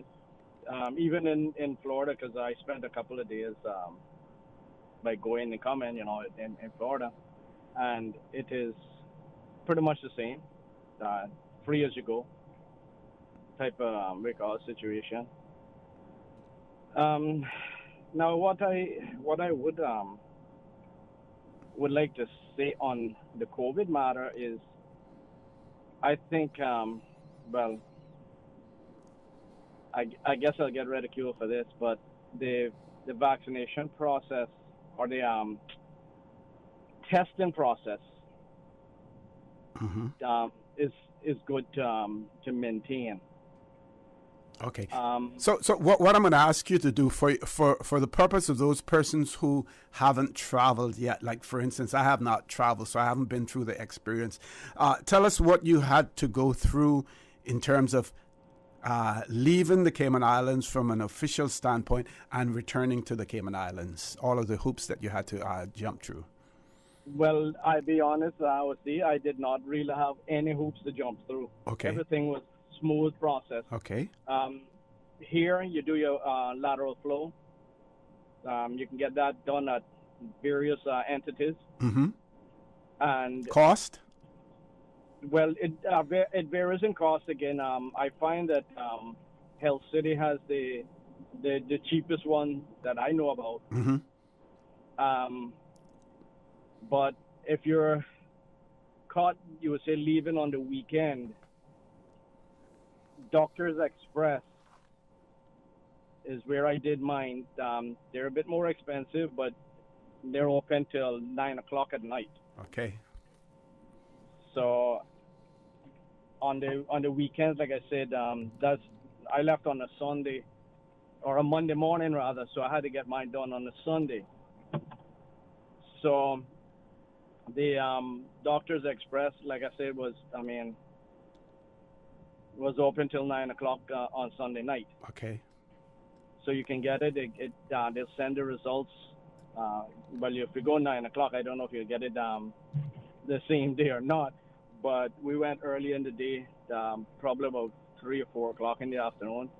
And before 9 o'clock that night, we had the results in hand. And the same as, we went Mexico. We went there 15 minutes. We had the PCR to come back. The PCR, lateral flow, to come back to the States. And we did that in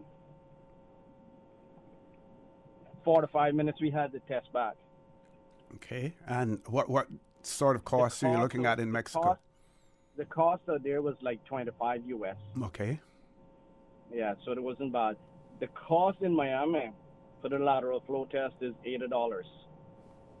Wow. You probably can, and that's at the airport. Mm-hmm. You probably can go to other establishments and get it for less. Yeah, I guess they figure if you're at the airport, that means that you're at the last point, so you'll have to pay for it there because there's nowhere else for you to go to get it. airport cost is always high. Yep. But that is anyone that's traveling with Cayman Airways. The check-in counter is on second floor. You just take the elevator down to the first floor, out the door, and across. You will see the first roadway into the center medium, and it's right there.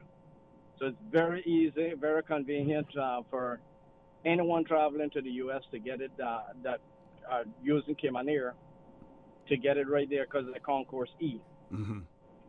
And I mean, you get in there, they have electronic, they call it application. So you fill it out on your phone, you get the test, and within 15 minutes you get the result back in hand. Go back upstairs and you check in. Okay. Now, what did you have to do as far as Travel Cayman is concerned? Travel Cayman is very easy and very simple, and you will see it is awesome. The results, you get that back within seconds, I would say. So you go on to Travel Cayman portal. I think it's travelcayman.gov.ky, I think it is. And you follow the steps. You sign up. You get a password. You get everything sign up. Then you go in there and you fill out the travel documents. They'll ask you about insurance. It's whether you got travel insurance or whether you're liable for yourself or what have you. And the application is very simple and straightforward. Once you pass that first page there of filling out everything. So it's very simple. A child can do it. Okay. Well, that sounds fairly straightforward, yeah. And now it is good for like I think 3 months. So you can travel back and forth for 3 months with only one declaration of from Travel Cayman.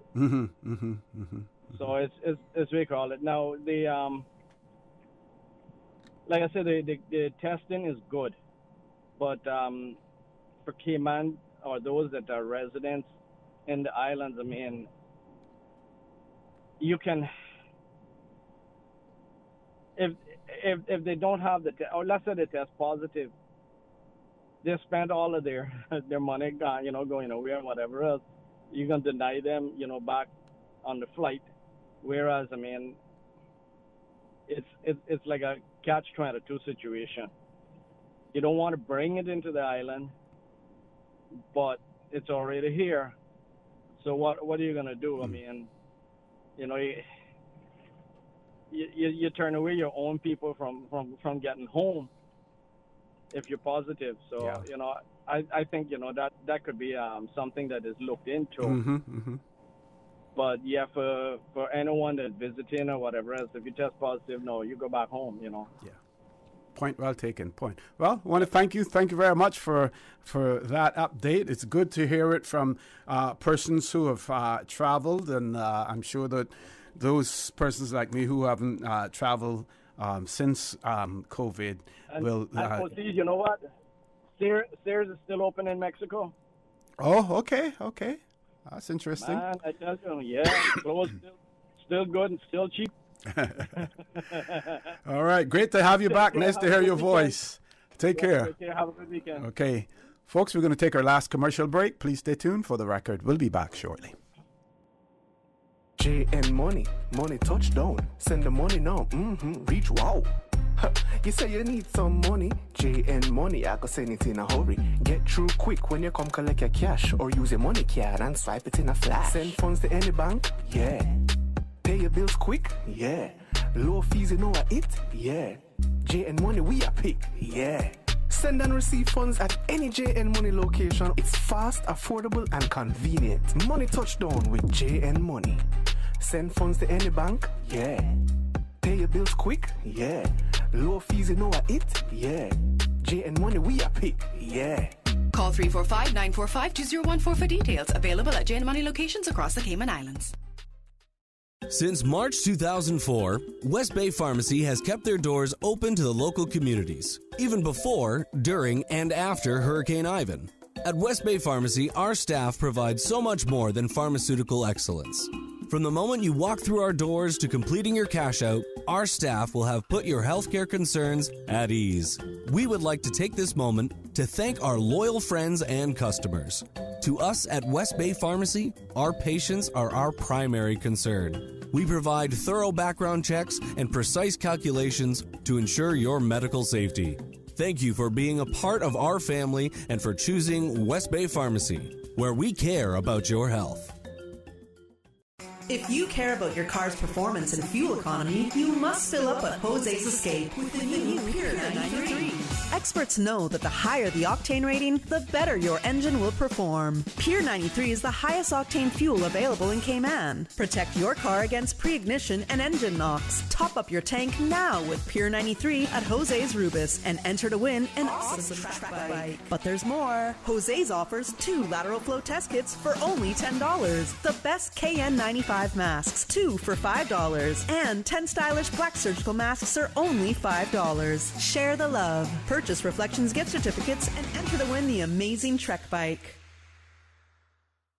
Attention motorists. The DVDL reminds all motorists that temporary license plates must be switched to permanent plates by May 31st. Please visit the DVDL offices on Crew Road, Monday to Friday, 8:30 a.m. to 4 p.m. to obtain your permanent license plates. Temporary plates will not be legal after May 31st. For the record, with Ort Connor. Initiating system. For information that matter. For the record, with Ort Connor. Continues right now on Radio Cayman. Good morning and welcome back to For the Record. We're on the last leg of the show this morning. During the discussion with the representatives from Customs and Border Control, I did mention the fact of this boat with 842 Haitian migrants winding up in Cuba, and I'm going to share that with you. So the article says that a vessel, and this is from the Jamaica Gleaner, a vessel carrying more than 800 Haitians trying to reach the United States wound up instead on the coast of central Cuba, government news media said Wednesday. It appeared to be the largest group yet in a swelling exodus of people from crisis-stricken Haiti. The U.S. Coast Guard and other nations have reported intercepting several boats carrying well over 100 Haitians in recent months. The Communist Party newspaper Granma said the Red Cross officials in the province of Villa Clara said the 842 Haitians had been given medical attention and were being housed at a tourist campground. The new group that arrived Tuesday at Villa Blanca, about 300 kilometers, which is about 180 miles east of Havana, included 70 children and 97 women, 2 of them pregnant.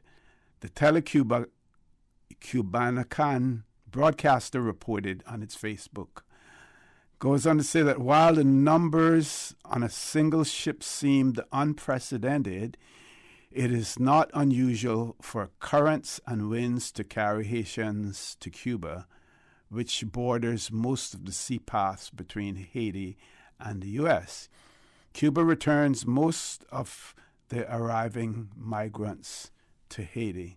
So it says most of them, not necessarily all of them. And I guess it would be interesting to determine under what conditions those who are allowed to stay, under what conditions they are allowed to stay. The article goes on to say that a crumbling economy and a spike in gang-related violence and kidnappings in Haiti has prompted thousands of Haitians to flee their country in the past year, with U.S. authorities saying the number detained in and around U.S. jurisdictions in the Caribbean has doubled. On Tuesday, the U.S. Coast Guard said it stopped a sail freighter carrying some 153 Haitian migrants near the Florida Keys. Earlier this month, the Coast Guard rescued 36 Haitian migrants and found another 11 dead, all women, after a boat capsized in waters northwest of Puerto Rico. So the 11 dead, they were all women. The rescue came just days after another 68 migrants were rescued in treacherous waters between Puerto Rico and the Dominican Republic, which shares the island of Hispaniola with Haiti. The article goes on to say that in April, the U.S. Coast Guard spotted more than 130 Haitian migrants aboard a boat near the Bahamas. A month prior, another 140 migrants landed in the Florida Keys. U.S. Coast Guard crews have interdicted about 4,500 Haitians since October of last year. Many were trying to come ashore in the Florida Keys in overloaded vessels. More than 3,000 of those migrants have been found since mid-March, signaling the pace has been picking up in the spring. Meanwhile, Cuba's government reported a group of 292 Haitians had reached the province of Ciego de Ávila in February. It says that human rights activists in Haiti have said those fleeing believe they're safer taking the risk on overcrowded boat than staying in their country given the recent brutal violence. Folks, when we look into that statement, that tells you the extent of the problem and the extent of the desperation that migrants have, whether economic or political. In this case, the human rights activists in Haiti have said that those fleeing believe that they're safer taking the risk in an overcrowded boat than staying in their country given the recent brutal violence. Now, we see two things I'm going to touch on here. One, we see more and more dictatorships emerging throughout the world. These are authoritarian regimes emerging. Now, we know that in the 60s and maybe even before that, the United States Central Intelligence Agency, other intelligence agencies of the big countries, the powerful countries, would intervene and install governments that they deemed to be either friendly or suited their agenda to install them. Of course, some governments, some countries have, quote unquote, seen the light. They've had their come to Jesus moment and said, we no longer want to do that. Or if they do it in such a way that that it doesn't appear as if they're involved in it. Certainly the United States didn't hesitate when they decided to invade Grenada because of the perceived Cuban threat. My personal view on this is that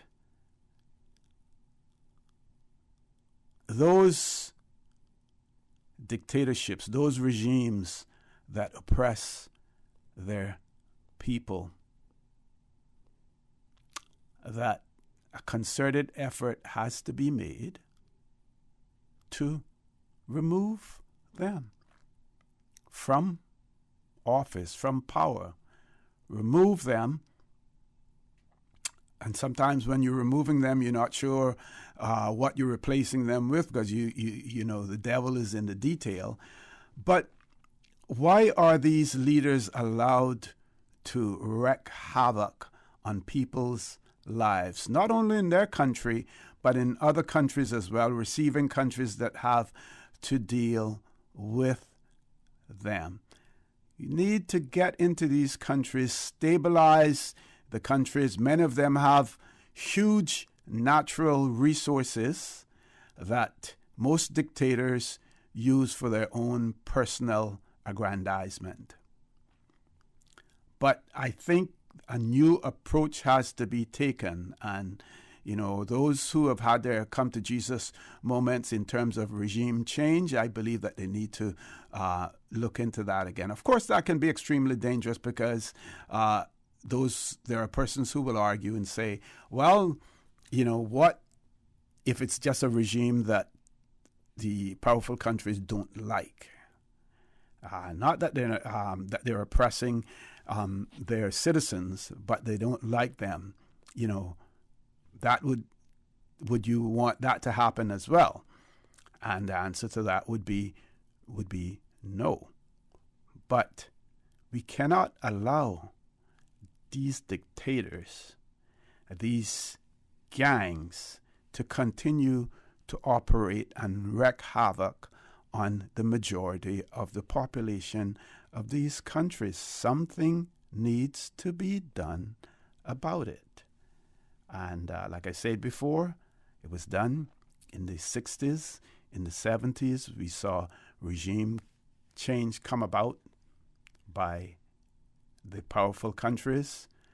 If that is necessary now to get stability, to get people's lives back in order, to get people from making those desperate journeys by sea, and also to thwart the persons who are involved in human smuggling as well. And like we heard the Director of Customs and Border Control say, there is no doubt that it is happening here in the Cayman Islands as well. And we know that here, we're small in the Cayman Islands. Word gets around very quickly.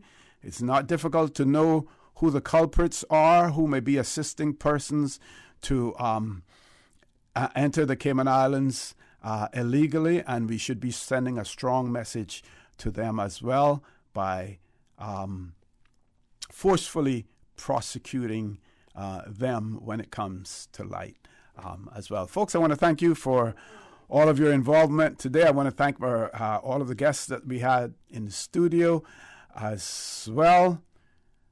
Thank you for allowing Radio Cayman, and by extension, For the Record, into your homes, into your vehicles as you traverse the busy roads of the Cayman Islands. Want to remind you that we are our brothers and our sisters' keepers. There's always someone out there who's less fortunate than we are, and I ask you to extend a helping hand to them. If you can't do that, then I suggest you donate to Worthy Charity, because we always want to consider those who need, not necessarily those who want, or even those who crave. So I say to you, have a great day. Continue to support your radio station, Radio Cayman. Join Sterling Dwayne Banks at 12:15 for Talk Today.